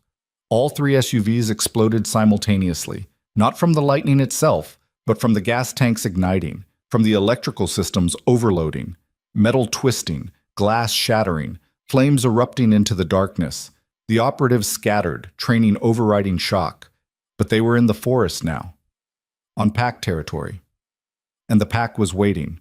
Wolves erupted from the shadows, not attacking, not yet. Just surrounding, cutting off escape routes, herding the humans into tighter and tighter formation. Chen's face had gone pale. What are you?" "Not alone anymore." Alara walked forward, electricity dancing between her fingers. "You came to my home, threatened my people. That was a mistake." "Your people." Chen's shock was giving way to calculation. "You've bonded with local wildlife? Interesting. The psychological profile didn't predict this level of adaptation. Stop talking about me like I'm a specimen. But that's what you are. A specimen, a tool, property of the Covenant. Chen's voice hardened. You think these animals can protect you? We have resources you can't imagine. Reinforcements, air support, weapons that will level this entire mountain if necessary. Then do it. Kira stepped into the clearing, human form but radiating menace. Call your backup. See what happens when you try. Chen's eyes widened, taking in Kira, then the wolves, then Alara crackling with power. You've allied with shapeshifters. The data suggested it was theoretically possible, but an operative moved, fast, trained, bringing his weapon up to target Alara. Luna was faster. She hit him from the side in full wolf form, driving him to the ground. The weapon discharged harmlessly into the air. Then everything went to hell. The Covenant team opened fire. Not at the wolves, at Alara. Chen's specialized weapons tracking her movement, firing rounds that crackled with their own electricity. Countermeasures, designed specifically to disrupt her abilities. The first round hit her shoulder. Pain exploded through her nervous system, different from regular pain, deeper, wronger. Her power flickered, stuttering like a dying light bulb. Ronan appeared from nowhere, tackling her behind cover. Stay down! They have weapons, special weapons. She could barely get the words out through the pain. I see them. His eyes were pure wolf now, fury radiating off him in waves. Can you fight? I don't. Another round hit the log they were hiding behind. Wood splintered, showering them with debris. I don't know. Then let us handle it. He was shifting even as he spoke, bones cracking, form changing. Stay here. Stay alive. Then he was gone, a massive black wolf launching into combat with speed that defied physics. The clearing became a battlefield, wolves and humans clashing with brutal efficiency. The Covenant's weapons were effective. Alara watched in horror as Luna took a round and went down, shifting back to human form with a scream. But the pack was relentless. Marcus had one operative in a chokehold. Thomas was using trees as weapons, driving attackers into trunks with crushing force. Kira moved like death itself, knives flashing in the firelight. And Ronan was tearing through them like they were paper. But there were too many. And more vehicles were coming. Alara could hear engines in the distance, helicopters maybe, backup arriving faster than expected. Chen was screaming into a radio. Full containment! Authorization code Delta 7. Bring the dampeners online now! Something changed in the air. A pressure, a weight. Alara's power sputtered, draining away like water through a sieve. No! She tried to call the lightning, but nothing came. Just empty static where her abilities should be. Chen smiled in triumph. Bioelectric dampening field. Newest technology. You're powerless, Alara. It's over. An operative grabbed her from behind. Alara struggled, but without her power, she was just a half-starved girl against a trained soldier. Hands cuffed behind her back, something cold pressed against her neck. A shock collar, she realized with horror. Stop fighting, Chen's voice cut through the chaos. Or we activate the collar, and your heart stops. Choose. Alara went still. Around her, the pack was losing ground. Luna unconscious, Marcus bleeding from a shoulder wound. Even Ronan was surrounded now, 3 operatives with specialized weapons keeping him at bay. It was over. They'd lost. Chen approached, cautious but confident. Surrender peacefully, and your friends live. Resist, and we kill them all. Simple choice. Alara's mind raced. There had to be something, some way out. Then the world exploded. Not literally, but close enough. A wall of force hit the clearing from the east, sending operatives flying like toys. The dampening field shattered with an audible crack. And through the smoke and chaos walked someone Alara recognized. Grandmother. She looked exactly as Alara remembered. Small, elderly, completely unremarkable. Except for the fact that she was glowing with power that made Alara's abilities look like static electricity. That's enough. Grandmother's voice was soft but carried absolute authority. You've made a terrible mistake coming here. Chen's face went white. You're supposed to be dead. The reports were wrong. Grandmother's eyes found Alara, softened briefly. Hello, little storm. I see you've been busy. Alara couldn't breathe, couldn't think. Her grandmother, the one who'd supposedly died when Alara was 10, was here, alive, radiating power that made the air itself shimmer. "Take them down," Chen ordered her team desperately. They tried. Weapons fired, specialized rounds designed to disrupt bioelectric fields. Grandmother waved her hand and they stopped midair, just froze, hanging in space like someone had pressed pause on reality. I said enough. The temperature dropped 20 degrees. The fires from the destroyed vehicles went out simultaneously. "You hunt my granddaughter. You threaten her pack. You bring your abomination technology into sacred ground." "We have every right," Chen started. "You have nothing." Grandmother's voice cracked like thunder. "You stole a child, imprisoned her, planned to murder her when she ceased being useful. You have no rights here." The Covenant operatives were backing away now, professional training warring with survival instinct. Chen stood her ground, but barely. "The Covenant doesn't forget," she hissed. "We'll come back with everything we have. We'll burn this place to ash and everyone in it." "No." Grandmother stepped forward. "You won't." She placed her hand on Chen's forehead. Chen's eyes went white. Her body went rigid. When Grandmother pulled her hand away, Chen collapsed like a puppet with cut strings. "What did you do?" Alara whispered. "Remove the memory of this location, of you, of everything that happened here tonight." Grandmother looked tired suddenly, older than her years. "They'll wake up tomorrow believing the mission was a failure due to equipment malfunction. No casualties, no evidence, no reason to return. You can do that?" "I can do many things, little storm, but it costs." She swayed, and Ronan, shifted back to human, not caring about his nakedness, caught her. "Thank you, Alpha. You've protected my granddaughter well." "She's Pack," Ronan said it simply. "Yes, I can see that." Grandmother's eyes found Alara again. "We need to talk, all of us, about what you are, what's coming, and why the Covenant fears our bloodline enough to hunt us across generations." Alara's world tilted. "What do you mean, what I am?" "You're not just a girl who controls storms, child." Grandmother's smile was sad and ancient. "You're the last of the Stormborn. The bridge between worlds. And you're about to become the most dangerous person on this continent." "I don't understand." "You will." Grandmother looked at the unconscious Covenant operatives, at the destroyed vehicles, at the pack slowly regrouping. "But first, let's tend to the wounded and secure the perimeter. Explanations can wait until everyone's safe." She collapsed then, just folded like all her strength had been used up. Ronan caught her before she hit the ground, lifting her with surprising gentleness. "Sarah!" he called. "Medical emergency!" The pack moved into action, Luna being carried to the medical cabin, Marcus's shoulder being wrapped, the Covenant operatives being gathered and restrained just in case Grandmother's memory wipe didn't hold. Alara stood in the center of the chaos, hands still cuffed, collar still around her neck, watching her entire understanding of reality crumble. Her grandmother was alive, had power that dwarfed anything Alara had ever imagined, and apparently everything Alara thought she knew about herself was wrong. Kira approached, bloody but functional. "You okay?" "No." Alara's voice came out hollow. "I'm really not." "Fair enough." Kira pulled out a key, unlocked the cuffs, carefully removed the collar. "But you fought.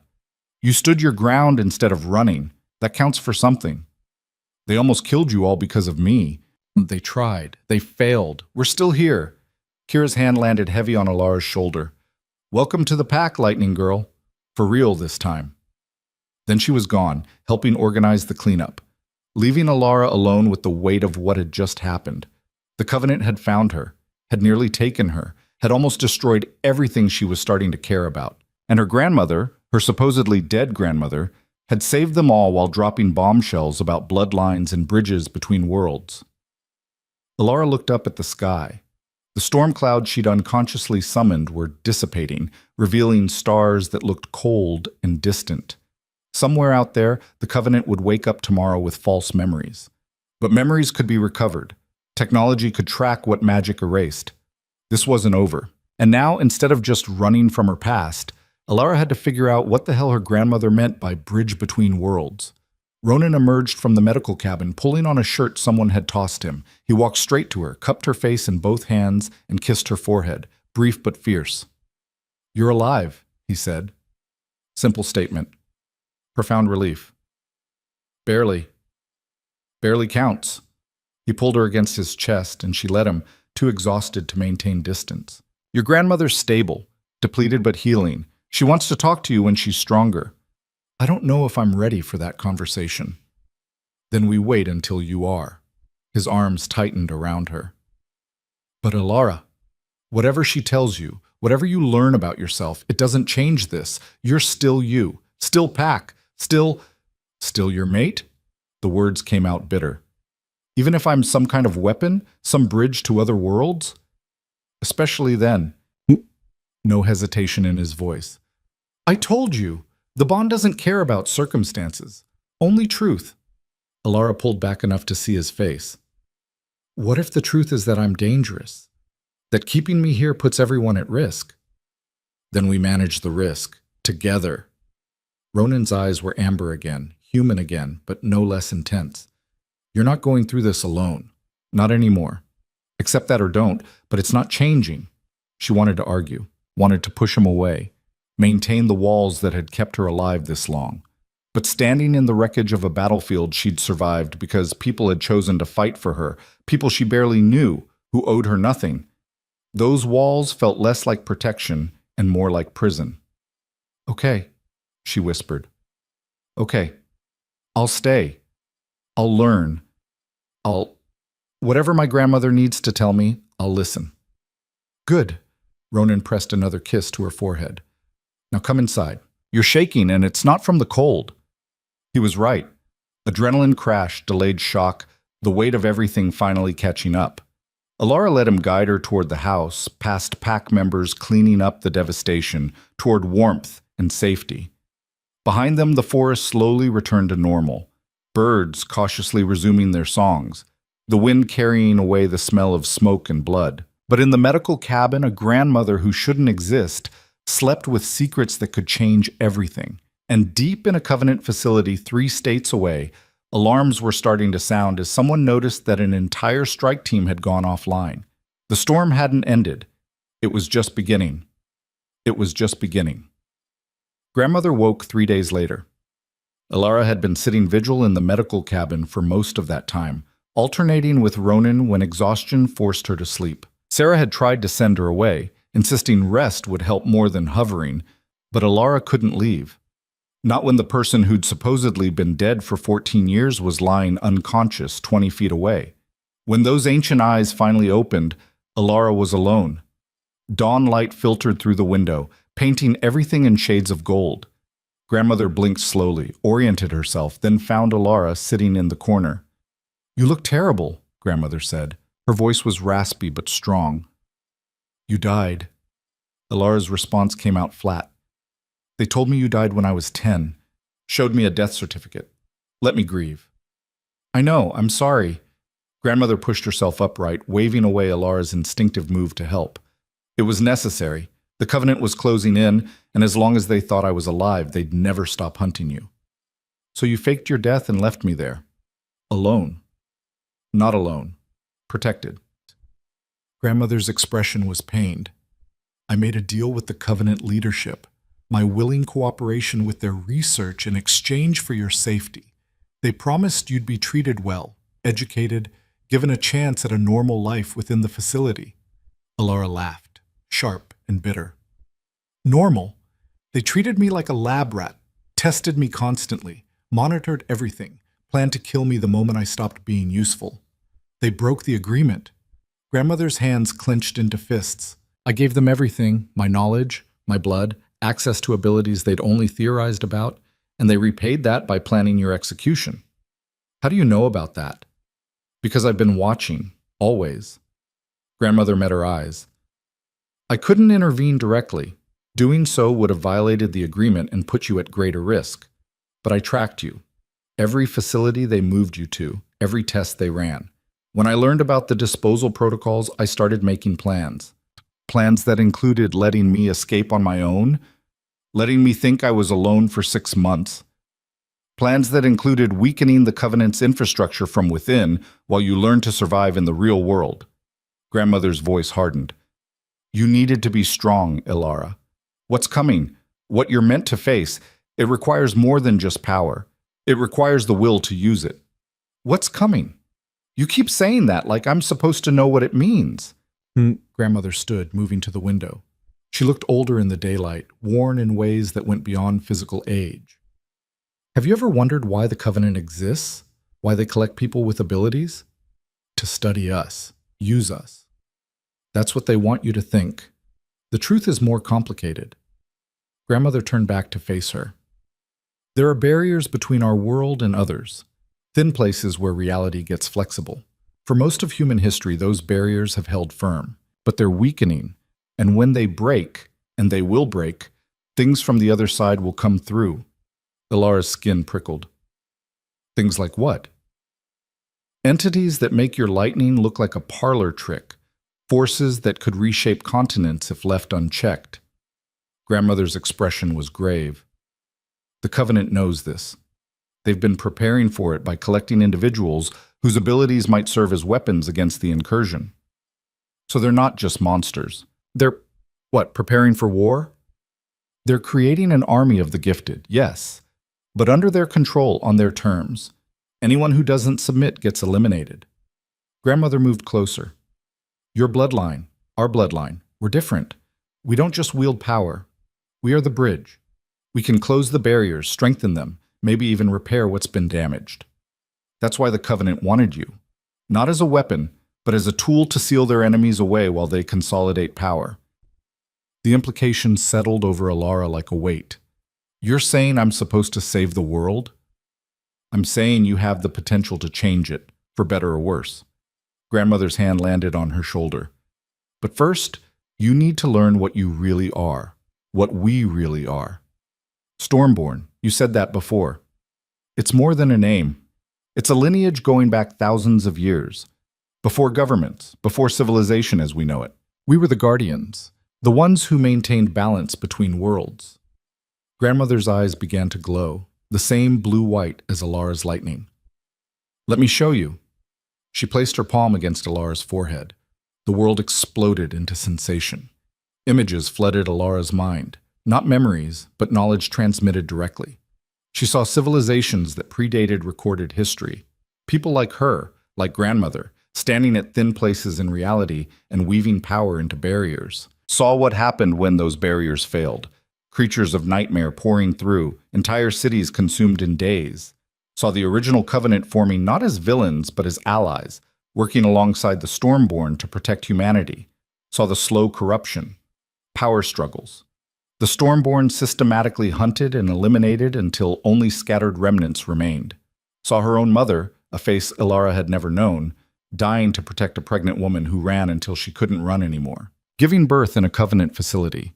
Naming her daughter Ilara before the complications took her. Saw grandmother arriving too late, finding only a newborn and a choice. Run and doom the child to a life on the run, or make a deal and hope for the best. The vision released her. Ilara staggered, gasping, tears streaming down her face. Your mother was brave, grandmother said softly. She knew the Covenant was hunting our bloodline to extinction. She died making sure you survived. I never knew her name. Lysandra. She was fierce and brilliant and loved you desperately in the hours she had. Grandmother's voice cracked. I failed her. Failed you. But I won't fail you again. Ilara wiped her eyes roughly. What do you want from me? I want you to choose. The barriers are failing. That's not negotiable. Within a year, maybe less, things will start coming through. You can hide from that reality, or you can prepare to meet it. Prepare how? By learning to use your full abilities, not just the lightning. That's the surface expression. You're meant to weave reality itself, to strengthen what's weak, to seal what's broken.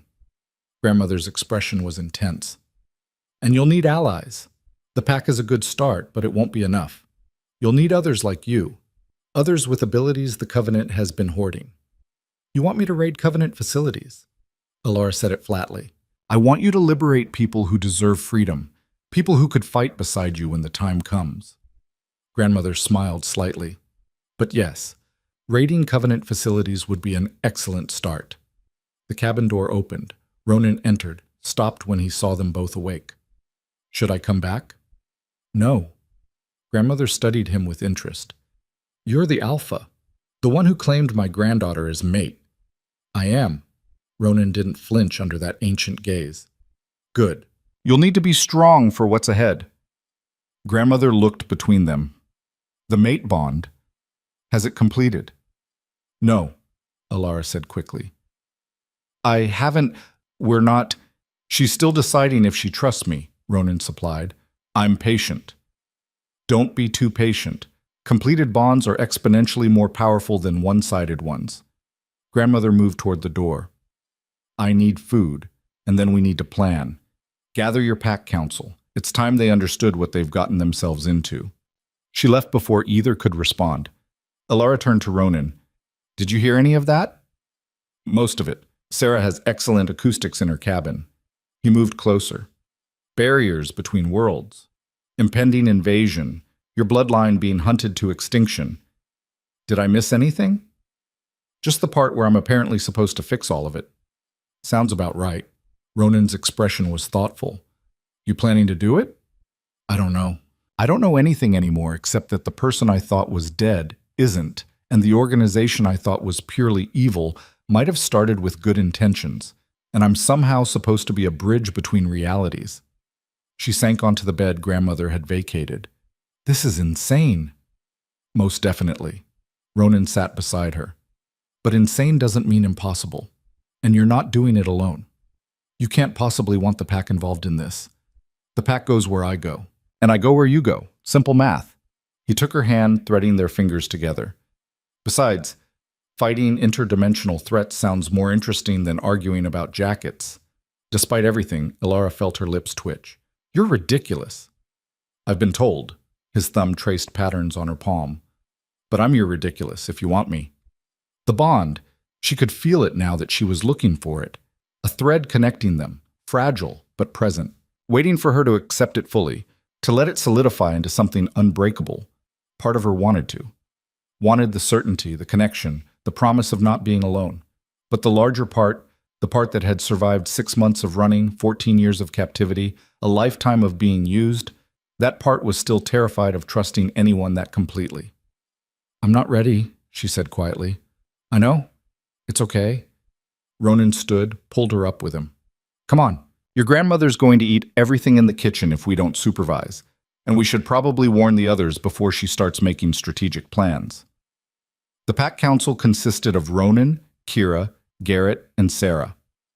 They gathered in the main house while the rest of the pack maintained perimeter watch, heightened since the Covenant attack, even with Grandmother's memory modifications. Grandmother laid it out with brutal efficiency. The barriers, the coming incursion, the Covenant's dual role as both threat and potential ally. The need to free others with abilities, to build an army before the enemy arrived. Kira listened with growing incredulity. You're talking about starting a war. I'm talking about preventing one, or at least improving our odds of surviving it. Grandmother's tone was matter-of-fact. The Covenant has 53 facilities across North America alone. Each houses between 10 and 30 individuals with documented abilities. That's potentially 1,500 people who could fight beside us. Or who could be too broken to fight, too controlled, too far gone. Garrett's expression was troubled. The Covenants had years to condition them. What makes you think they'll just walk away? Because Alara did, and she's not unique, just the only one who succeeded. Grandmother looked at Alara. You know what they do to people in those facilities. The testing, the control, the fear. Given a real choice, how many do you think would choose freedom? Most of them. Alara's voice was quiet but certain. Not all. Some are true believers. They think the Covenant is protecting them. But most? They'd run if they thought they could survive. Then we give them that option. Grandmother pulled out a tablet. Where she'd gotten it, Alara had no idea, and brought up a map. We start with the closest facility, Montana, about 200 miles north. Small operation, maybe 15 subjects. We go in, present the choice, extract anyone who wants out. Just like that? Kira's skepticism was obvious. You think the Covenant's going to let us waltz in and steal their assets? I think Alara can disable their technology within 50 feet. I think your pack can move through security like it doesn't exist. And I think together we can hit them before they know we're there. Grandmother's smile was sharp. They've gotten complacent. They think they eliminated all the Stormborn except Alara. They think she's running scared. We use that arrogance against them. Ronan leaned forward, studying the map. Guard count, response time, extraction routes. 20 guards on rotation. Response time from the nearest backup facility is 45 minutes. 3 viable extraction routes, though the eastern one is preferable, leads directly into federal wilderness where vehicles can't follow. Grandmother zoomed in. I've been planning this for months, since before Alara escaped, actually. Just needed her free and strong enough to participate. You've been using me as bait. Alara's realization was cold. I've been positioning you as a catalyst. There's a difference. Grandmother met her eyes without apology. You needed to learn to survive on your own, to trust your instincts, to develop your abilities under pressure. Now you have. Now you're ready. Ready to lead people out of captivity when I barely escaped myself? Ready to give others the same chance you got, to offer hope instead of just survival. Grandmother's expression softened. You don't have to do this, but I think you want to. I think you remember what it felt like to be trapped, and you don't want anyone else to feel that way. She was right. Alara hated that she was right. When? Alara asked. 3 days. Gives us time to prepare, to scout the perimeter, to coordinate with the pack. Grandmother looked at Ronan. I'll need your fastest runners for reconnaissance, and your best fighters for the actual extraction. You'll have them. Ronan's decision was immediate, under one condition. Which is? Alara leads. Not you, not me. Her. Ronan's gaze was steady. These people need to see someone like them offering freedom, someone who understands what they've been through. That's not you, and it's not me. It's her. Grandmother considered this, then nodded slowly. Agreed. But she'll need training, fast, intensive, focused. I'll handle it, Kira said. Everyone turned to look at her in surprise. She shrugged. What? Girl's got guts. Proved it in the fight. Besides, someone needs to make sure she doesn't get herself killed being heroic. I'm not heroic, Alara protested. Not yet. But you're getting there. Kira stood. We start tomorrow. Dawn. Bring your lightning and be ready to actually learn how to fight instead of just throwing power around randomly. The council continued for another hour, hammering out logistics and contingencies. By the time it dispersed, Alara's head was spinning with tactical details and strategic considerations. She found herself alone in the kitchen afterward, staring at the map on Grandmother's tablet. The Montana facility looked small on screen, innocent even, but she knew what those walls held. The fear, the hopelessness, the slow erosion of self. Second thoughts? Luna appeared in the doorway, 2 mugs of tea in hand. Constant thoughts, not sure if they qualify as second or third or 100th at this point. Alara accepted the tea gratefully. How much did you hear? Everything, Sarah's acoustics, remember? Luna settled into a chair. For what it's worth, I think you can do this. Based on what evidence? Based on the fact that you survived what should have killed you. Based on the fact that you're still here, still fighting, still trying, despite every reason to give up. Luna's smile was warm. That's not luck, Alara. That's strength. It's stubbornness. Same thing, different packaging. They sat in comfortable silence for a while. Outside, the sun was setting, painting the forest in shades of amber and shadow. Alara could hear pack members moving through their evening routines, familiar sounds that had become comforting in the weeks she'd been here. Weeks. Had it really only been weeks?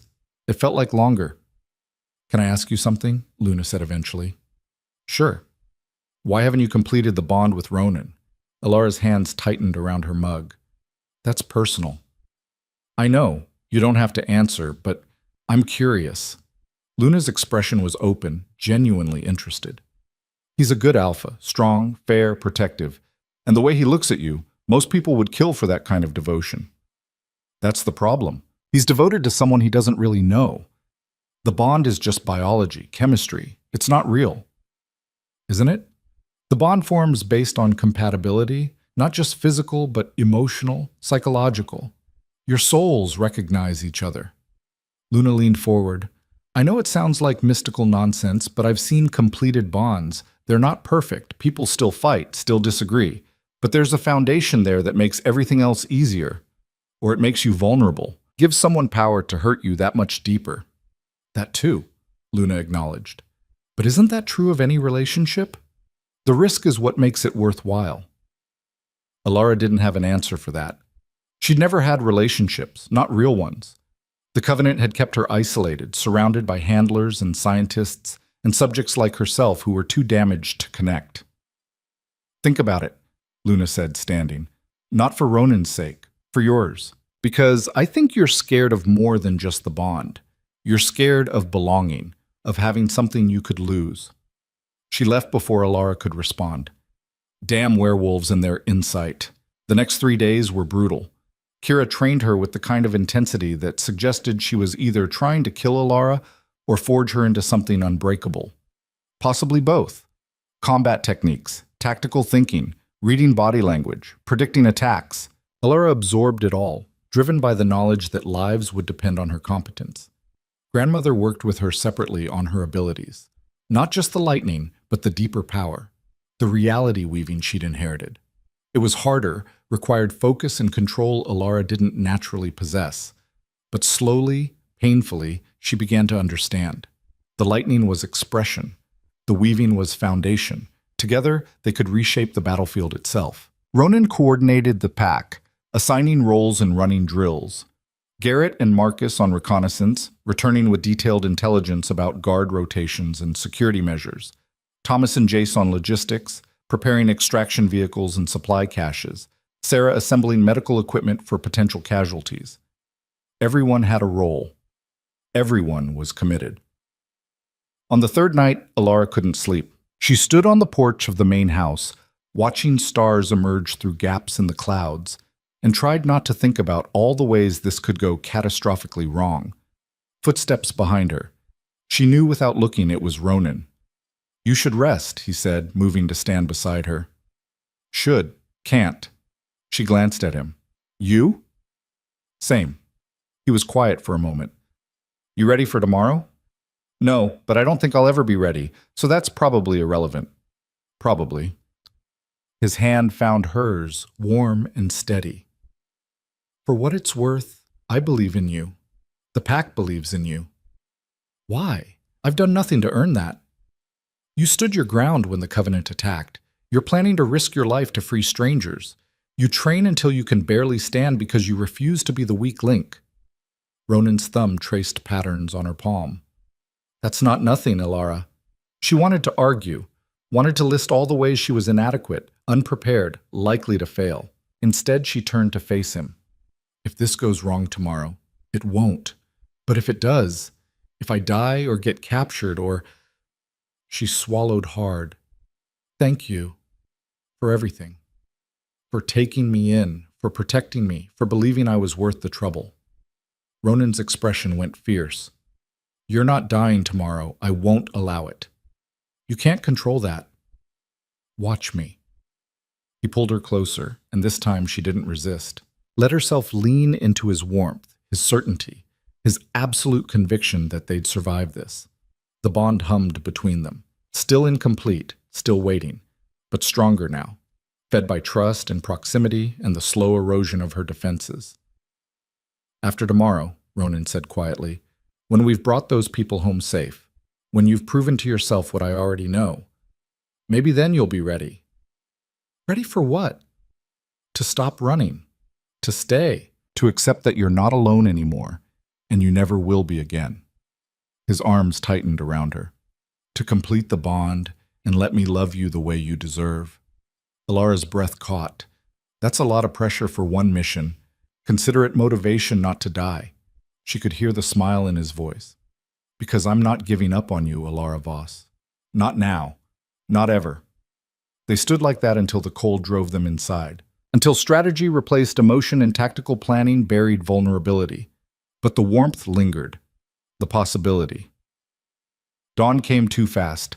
The pack assembled in the pre-dawn darkness, 9 fighters, including Alara, grandmother providing oversight and emergency support.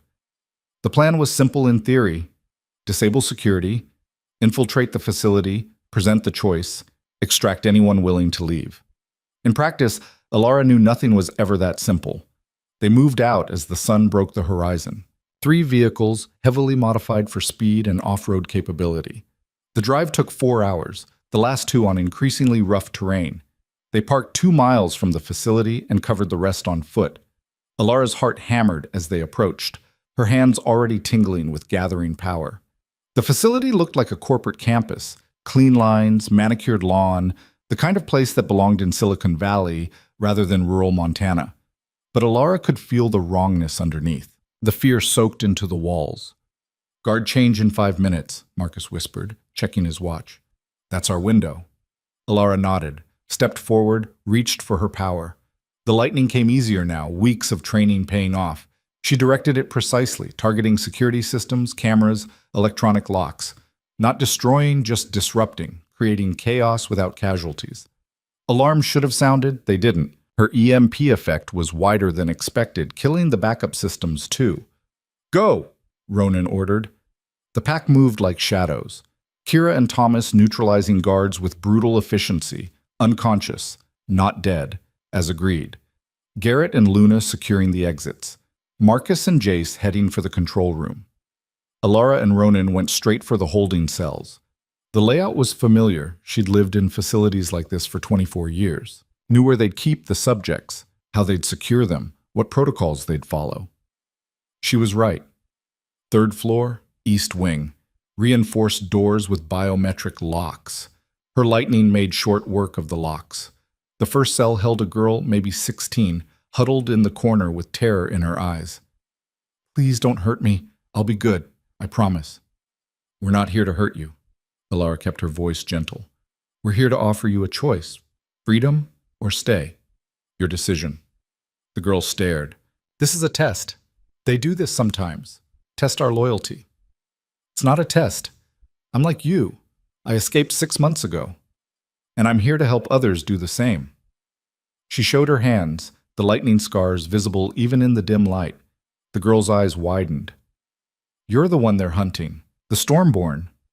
"Yes, and I'm offering you the same chance I got. Come with us or stay. But choose fast, we don't have much time." The girl stood on shaking legs. "Take me, please. I'll do anything, just get me out of here." They moved through the facility systematically, cell by cell, choice by choice. Some said yes immediately. Others were suspicious, afraid, convinced it was a trap.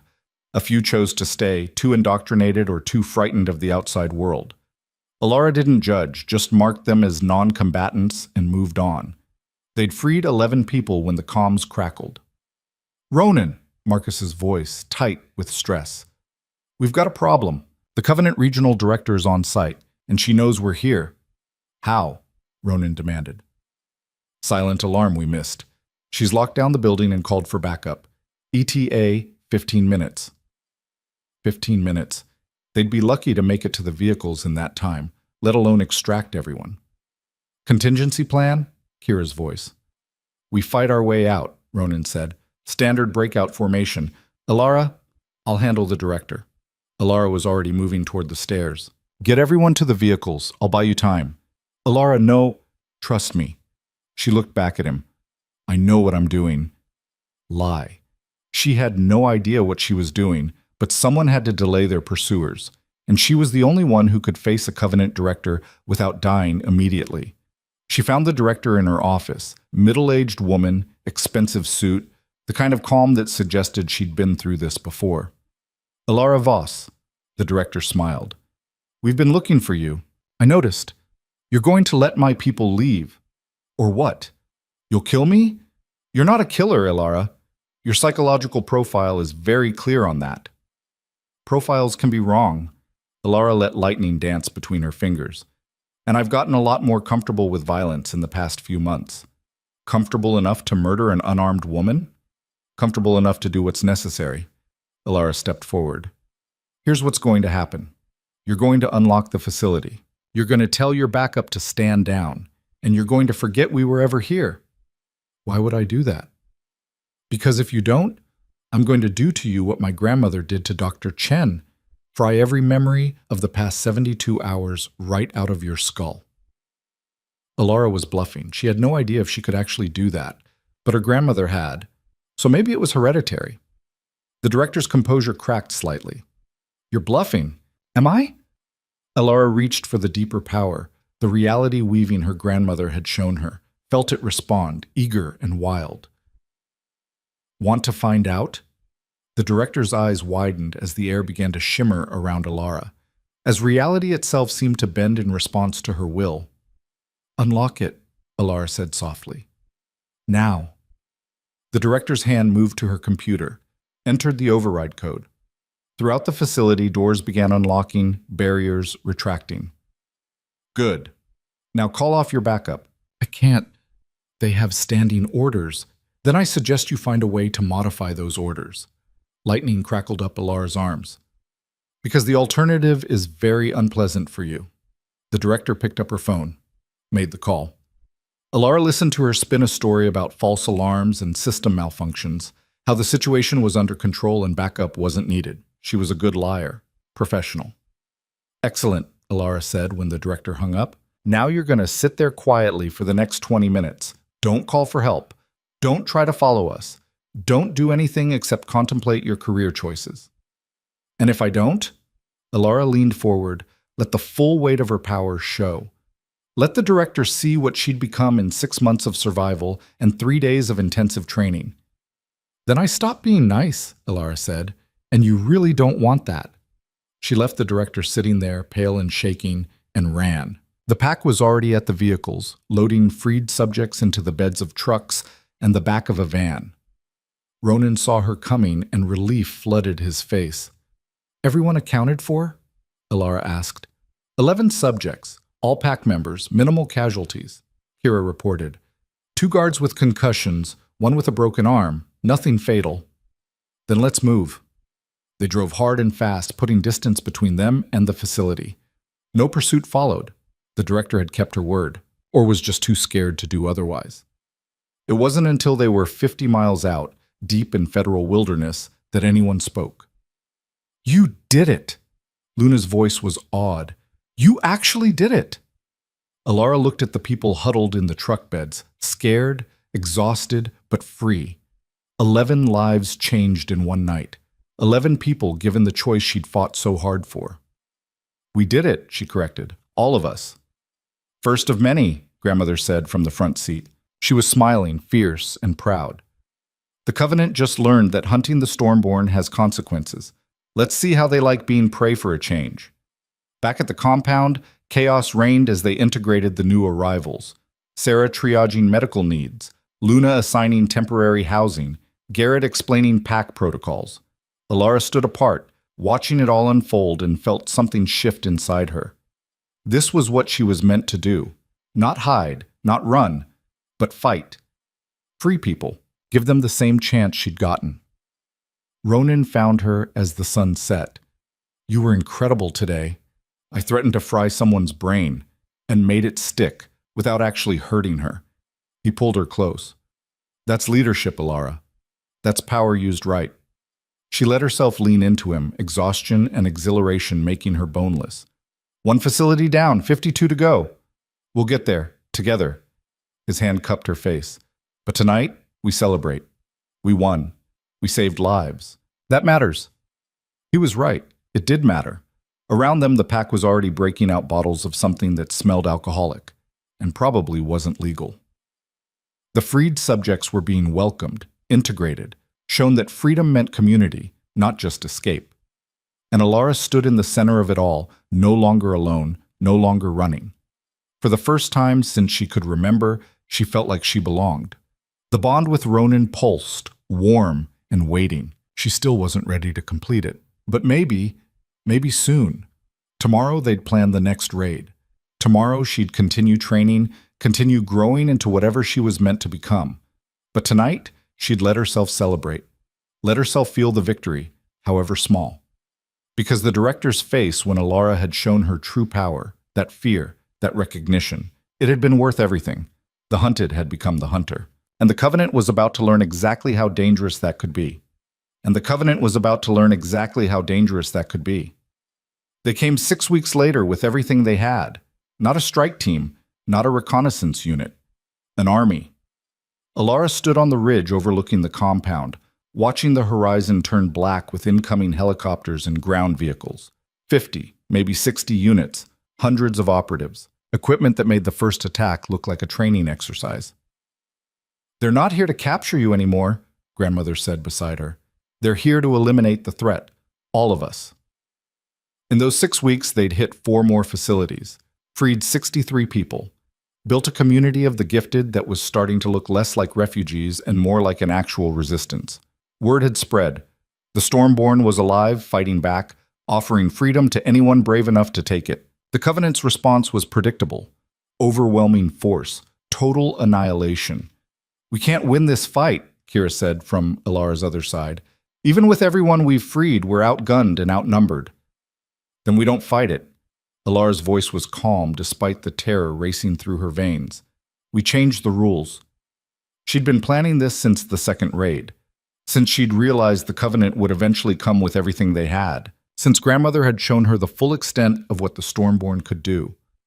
"Ronan," she called into her radio, "execute evacuation protocol. Get everyone to the fallback position." "Alara, what are you— Trust me. Please." She met his eyes across the distance. He was coordinating the defense from the main house, visible through the trees. "Get them safe. I'll handle this." "Not alone you won't." Grandmother's hand landed on her shoulder. "This is what I've been preparing you for. What we've both been preparing for. You said you were depleted, that using that much power again could kill you. Everything worth doing has a cost." Grandmother's smile was sad and fierce. "I've lived long enough, little Storm. Time to pass the torch properly." "No." Alara grabbed her arm. "I won't let you sacrifice yourself. It's not sacrifice.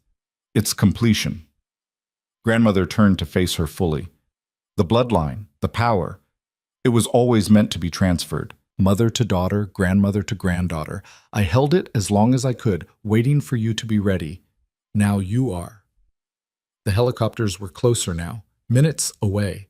"I don't know how, You do. I showed you. The weaving, the reality bending, it's all there, waiting." Grandmother placed both hands on either side of Alara's face. "You just have to be brave enough to take it. It'll kill you.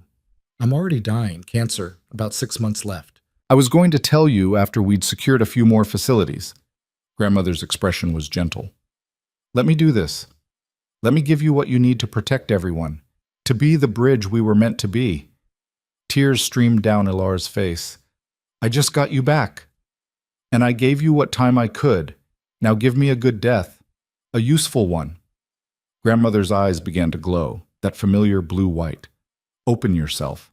Accept what I'm offering. And then show these bastards what the Stormborn really are."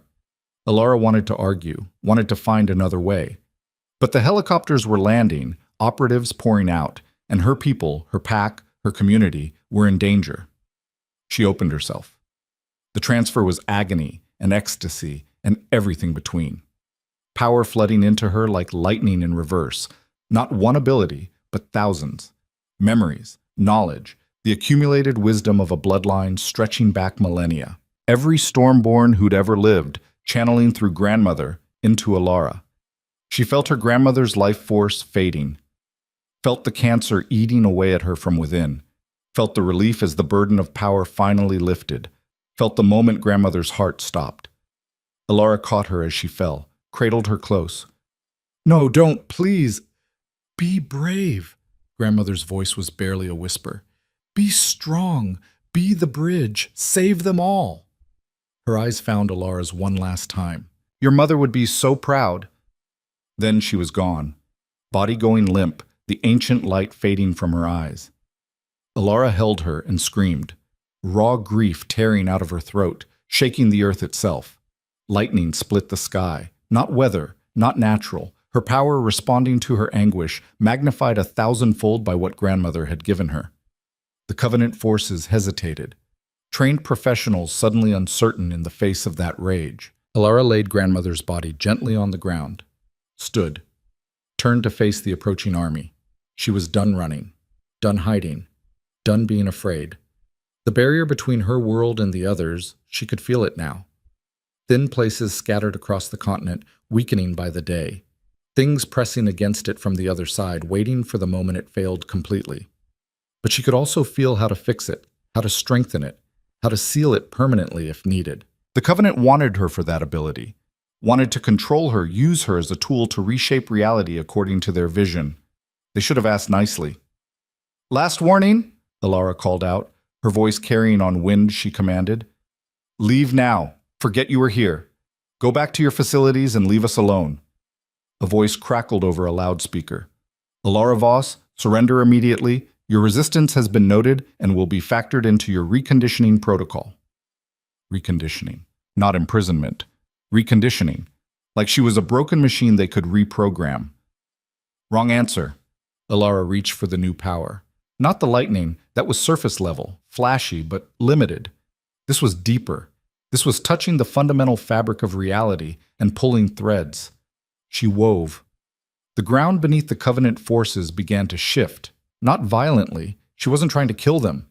Just firmly, insistently rearranging itself into barriers and obstacles. Trenches opening.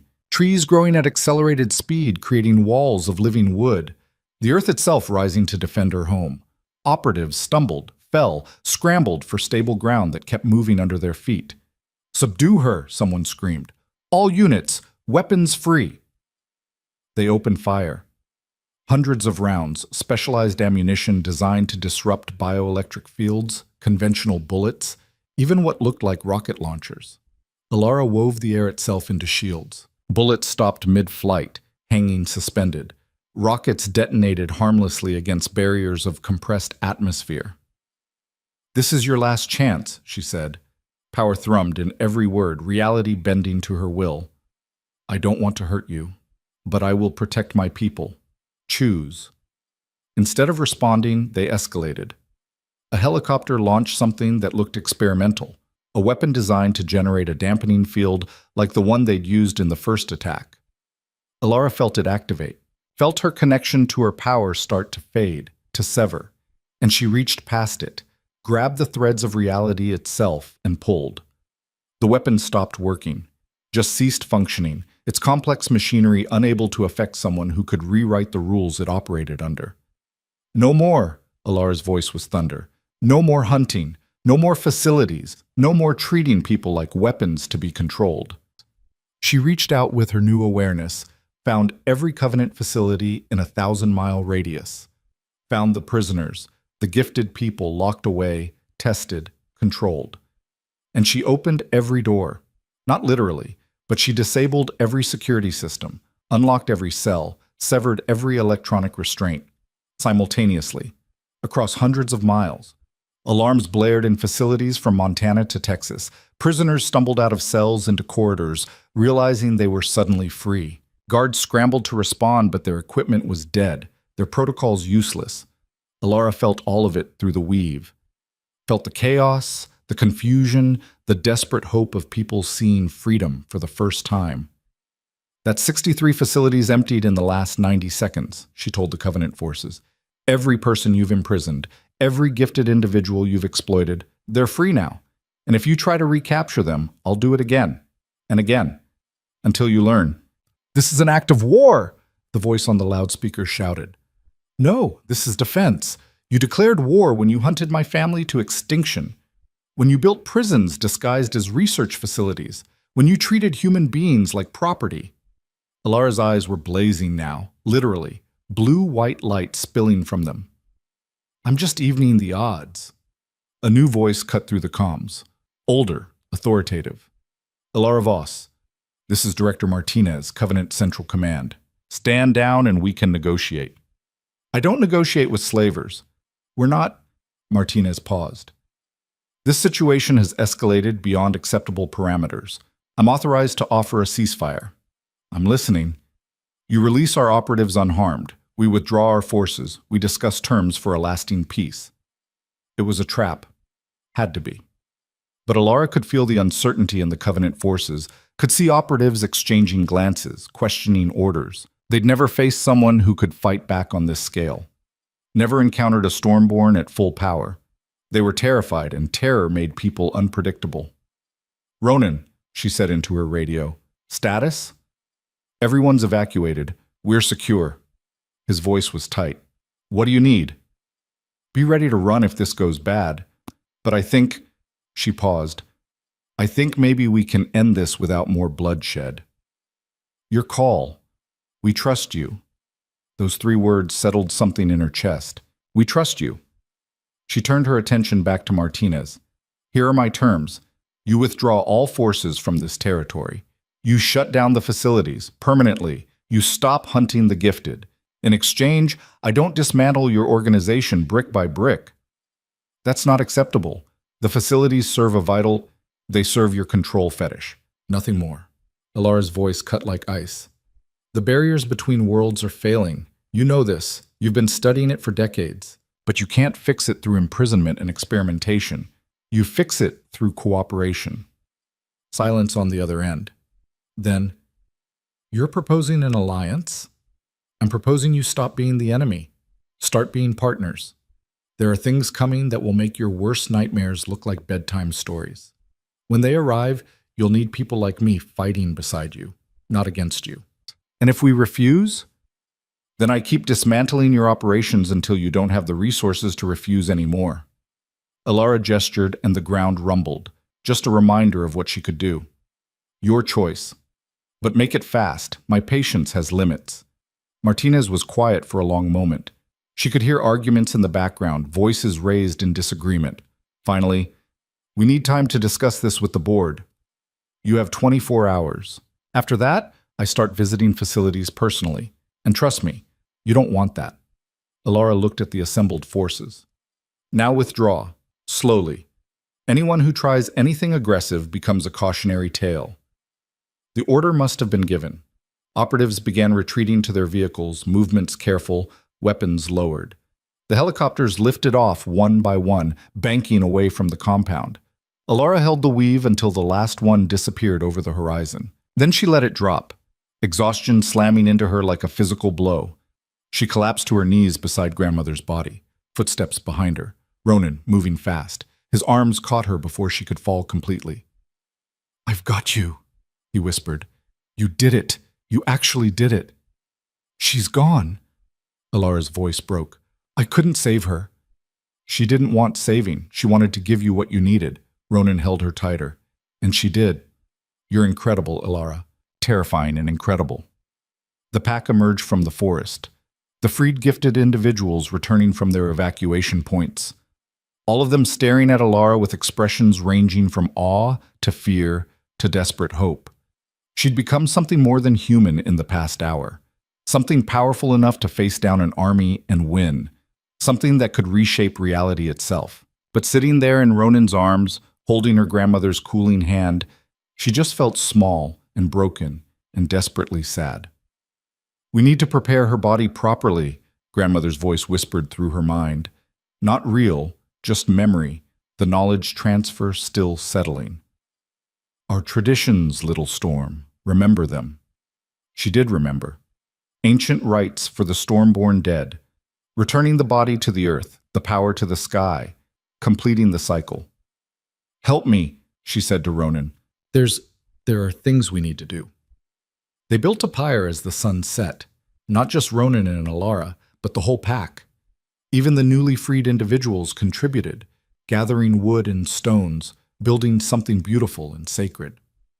Alara laid grandmother's body at the center, arranged her carefully. Around her neck, she placed the pendant grandmother had worn, a silver chain with a crystal that pulsed with stored lightning. "For the next generation," grandmother had told her once. "When you have a daughter, you'll give this to her." And the bloodline continues. Alara wasn't ready to think about daughters, about the future stretching beyond the next crisis. But she kept the pendant anyway, trusting it would matter someday. As night fell, they lit the pyre. Flames rose, and Alara called lightning to join them. Not destructive, cleansing. Returning her grandmother's power to the sky where it belonged.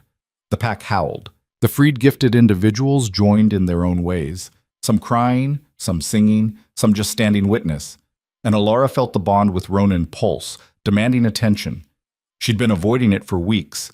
Even after grandmother's sacrifice, even after proving herself in combat, she'd held back that final step. But standing there watching her grandmother's essence return to the elements, feeling the weight of new power settling into her bones, she realized grandmother had been right. She was ready. Alara turned to Ronan. He was watching the pyre, expression solemn, but he felt her gaze and met her eyes. "I'm ready," she said quietly. He understood immediately. "You don't have to. I know, but I want to." She took his hand, threading their fingers together. "I've been so scared of trusting anyone completely, of giving someone that much power over me. But you've never asked for power, just offered partnership. Always? Then I accept. The bond, the mate claim, all of it." She smiled despite her tears. "You're stuck with me now. Fair warning, I'm a disaster." "My favorite kind of disaster." Ronan pulled her close, his forehead resting against hers. "This is going to feel intense." "I can handle intense." Famous last words. The bond completion was like lightning and fire and coming home all at once. She felt Ronan's emotions crash into hers, love and pride and fierce protectiveness. Felt his wolf recognize her absolutely, claiming her as pack and mate and everything important. Felt her own power surge in response, weaving them together on a fundamental level. Not ownership, partnership. Two halves, finally whole. When it settled, Alara was gasping, clinging to Ronan like he was the only solid thing in existence. "Told you," he said, slightly breathless himself. "Intense. That's one word for it." She kissed him then, first real kiss, nothing held back. Felt him respond with equal fervor, equal need. The pack howled again, this time in celebration. Someone, probably Luna, wolf whistled. "Finally! I thought I'd die of old age waiting for you two to figure it out." Alara pulled back, laughing despite everything. "Your pack is terrible." "Our pack," Ronan corrected. "You're alpha mate now. They're yours as much as mine." The weight of that settled over her. Not just one person trusting her, but 13, plus 63 freed individuals who'd look to her for leadership, plus whoever else they'd free in the coming months. "I don't know how to lead," she admitted. "You've been doing it for weeks. You just didn't realize." Ronan kissed her forehead. "But you don't have to do it alone. That's the whole point of the pack, of the bond. We carry it together." They stayed by the pyre until dawn. As the sun rose, the flames finally died, leaving only ash and the memory of someone who'd fought her whole life to protect her family. The pendant around Alara's neck pulsed once, then went still. "Goodbye," grandmother whispered through the weave. Not really there, but not really gone either.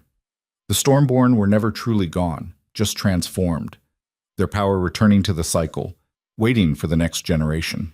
The 24 hours passed with agonizing slowness. They used the time to fortify, to train, to prepare for the possibility that the Covenant would reject the terms and return with even more force. But as sunset approached, Alara's radio crackled. "Alara Voss, this is Director Martinez." She'd been expecting this. Still, her pulse kicked up. "I'm listening." "The board has reviewed your terms. After considerable debate and analysis of the situation, we've reached a decision." "And?" "We accept, with conditions." Alara's eyes widened. She'd been so certain they'd refuse, would choose annihilation over cooperation. "What conditions?" "First, you provide quarterly briefings on the barrier situation. We need to understand the threat timeline. Second, you assist with integration protocols for the freed individuals. Many of them have been institutionalized for years. They'll need support transitioning to independence. Third, if and when the barriers fail, you coordinate the defense. We provide resources and personnel, but you lead the gifted response." It was more than she'd hoped for, almost suspiciously reasonable. "And the facilities?" "Closed, permanently. We're repurposing them as integration centers, voluntary support for individuals who need help adjusting, but no imprisonment, no forced testing." Martinez paused. "We were wrong, Ms. Voss. The old model, control through fear and force, it was unsustainable. You proved that. We're adapting. How do I know you'll keep your word? You don't. But you have the power to hold us accountable. And frankly, making an enemy of someone who can dismantle our operations remotely seems remarkably stupid. Martinez's tone was dry. We're not allies, not yet. But we can be partners in survival. That's better than the alternative. Alara looked at Ronan. He nodded. Your call. Okay, she said. We have a deal. But Martinez, if you betray this, if you hurt even one person under the guise of integration, I will know, and I will respond accordingly. Understood. We'll be in touch to coordinate logistics. Martinez disconnected. The compound erupted in cheers. People who'd been braced for war suddenly celebrating peace. Tentative, fragile, but real. Kira approached, something like respect in her expression. You actually pulled it off, faced down the Covenant and won. We pulled it off, Alara corrected. All of us. I'm just the one with flashy powers. Don't sell yourself short. What you did yesterday, reshaping the battlefield, freeing hundreds of prisoners simultaneously, that's not flashy. That's revolutionary. Kira extended her hand. Welcome to the pack, Alpha Mate. For real this time. Alara shook it. Does this mean you'll stop threatening to throw me out? Probably not. Keeps you humble. Kira's smile was sharp. But I'll threaten with more affection now. The weeks that followed were chaos of a different kind. Integration logistics, freed individuals arriving in waves, setting up proper facilities to house and support them. The compound expanded from 13 people to over 100. Not all of them stayed. Some wanted to disappear into the human world, start fresh.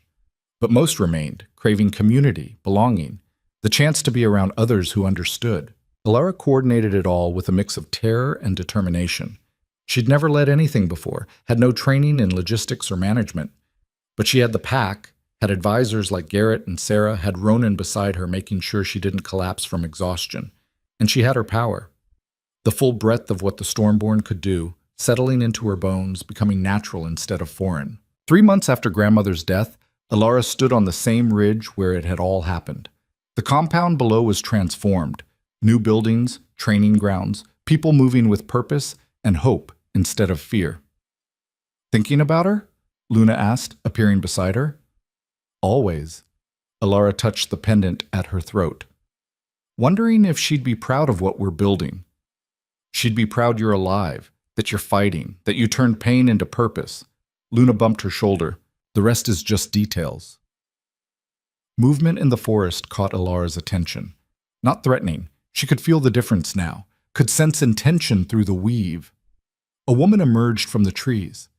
Young, maybe 25, with skin that seemed to shimmer like oil on water. Behind her, 3 others, equally young, equally marked by abilities that showed on their skin. We heard there was a place, the woman said, where people like us could be safe, where someone was fighting the Covenant. Alara smiled. You heard right. Welcome. It happened a dozen times a week now. People emerging from hiding, from captivity, from lives spent pretending to be normal. All of them seeking the community Alara had built, the resistance she'd sparked. The Covenant kept their word. Facilities closed, resources redirected to integration support. It wasn't perfect. There were conflicts, misunderstandings, operatives who couldn't let go of the old ways. But Martinez was genuine in her commitment, and slowly, painfully, things were improving. And the barriers kept weakening. Alara could feel them every day now, thin places getting thinner, pressure building from the other side. She'd started reinforcing them where she could, teaching others with similar abilities how to help. Building a network of protectors across the continent. It wouldn't be enough. When the barriers finally failed, when the things on the other side came through, it would be war on a scale humanity had never seen. But they'd be ready. More ready than they would have been without her intervention. 6 months after everything changed, Ronan found her in their cabin. She'd moved out of the main house once they'd officially completed the bond, needing space that was theirs alone. Martinez called, he said. She wants to set up the first joint training exercise. Covenant operatives and gifted individuals working together on emergency response protocols. What did you tell her?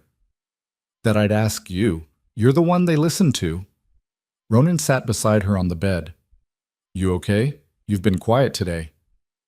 Just thinking. about how much has changed, how fast. She leaned into him. A year ago, I was a prisoner planning my escape. Now I'm apparently the bridge between worlds, leading a resistance, negotiating with the people who imprisoned me. Having regrets? No, just overwhelmed sometimes, wondering if I'm doing this right. You freed hundreds of people, forced the Covenant to change, built something worth protecting. Ronan's arm circled her waist. I'd say you're doing fine. We haven't even faced the real threat yet. When the barriers fail, then we'll face it together, like everything else. He kissed her temple. Stop borrowing tomorrow's worries. Today's are enough. He was right. And sitting there in their cabin, listening to the sounds of the community they'd built, Alara let herself feel it. Peace, purpose, belonging.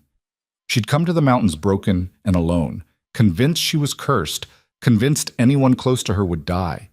Instead, she'd found family, found strength, found out she wasn't cursed at all, just powerful in ways that terrified people who couldn't control her. The storm hadn't destroyed her. It had forged her into something stronger. Thunder rumbled in the distance. Actual weather this time, not her power. But she felt it anyway, felt the electricity in the air respond to her presence. Tell Martinez yes, Alara said. Joint training sounds good. We'll need to know how to work together when the time comes. I'll let her know. Ronan stood, then paused. Luna wanted me to tell you. The new arrivals from Texas brought someone interesting. Older woman, claims to have information about barrier mechanics. Says she knew your grandmother. Alara's interest sparked. I'll talk to her tomorrow. Tomorrow, Ronan agreed. Tonight, you rest. Doctor's orders. Sarah's not a real doctor. She's close enough. And she's terrifying when you ignore her advice. He pulled her to her feet. Come on. The pack's doing a bonfire. We should make an appearance before they eat all the food. The bonfire was already roaring when they arrived. 60-plus people gathered around it, talking and laughing and living. Some were pack, some were freed gifted individuals, some were Covenant operatives who'd chosen integration over retirement. All of them part of the new world they were building. Alara stood at the edge, watching, and felt Ronan's hand find hers. You did this, he said quietly. Built something from nothing, turned fear into hope. We did this. All of us. True. But you started it. You were the catalyst. He squeezed her hand. The Stormborn, who refused to stay buried, who fought back when fighting seemed impossible, who showed us all that power doesn't have to mean corruption. Across the fire, Luna caught her eye and waved. Marcus was demonstrating some kind of combat move that looked painful. Kira was arguing good-naturedly with Garrett about resource allocation. Sarah was checking someone's injuries with practiced efficiency. Her family, her pack, her people. The barriers would fail eventually. The war would come. There would be loss and pain and moments where victory seemed impossible. But standing there surrounded by people who'd chosen to fight beside her, chosen to believe in the world they were building, Alara thought maybe, just maybe, they had a chance. The storm had come, had raged and destroyed and reshaped everything. And from it, something new had grown. Something stronger. Something that wouldn't break when tested. The clouds above began to clear, revealing stars that looked less cold than before. Less distant. Alara raised her hand, let lightning dance between her fingers, gentle now, controlled, beautiful instead of destructive. For you, grandmother, she whispered, we're doing what you couldn't, building bridges instead of walls, creating alliance instead of isolation. The pendant pulsed once against her chest, warm, approving. Then Ronan was pulling her toward the fire, toward the warmth and light and life. And Alara went willingly, leaving the darkness behind. She'd been hunted, been broken, been remade. Now she was the hunter, the healer, the bridge between worlds. And when the real storm came, when the barriers finally failed and the fight for survival began, she'd be ready. They all would be, together. The bonfire crackled higher, sending sparks into the night sky. And for the first time since she could remember, Alara Voss looked at the future and didn't see threats. She saw possibility, and that made all the difference.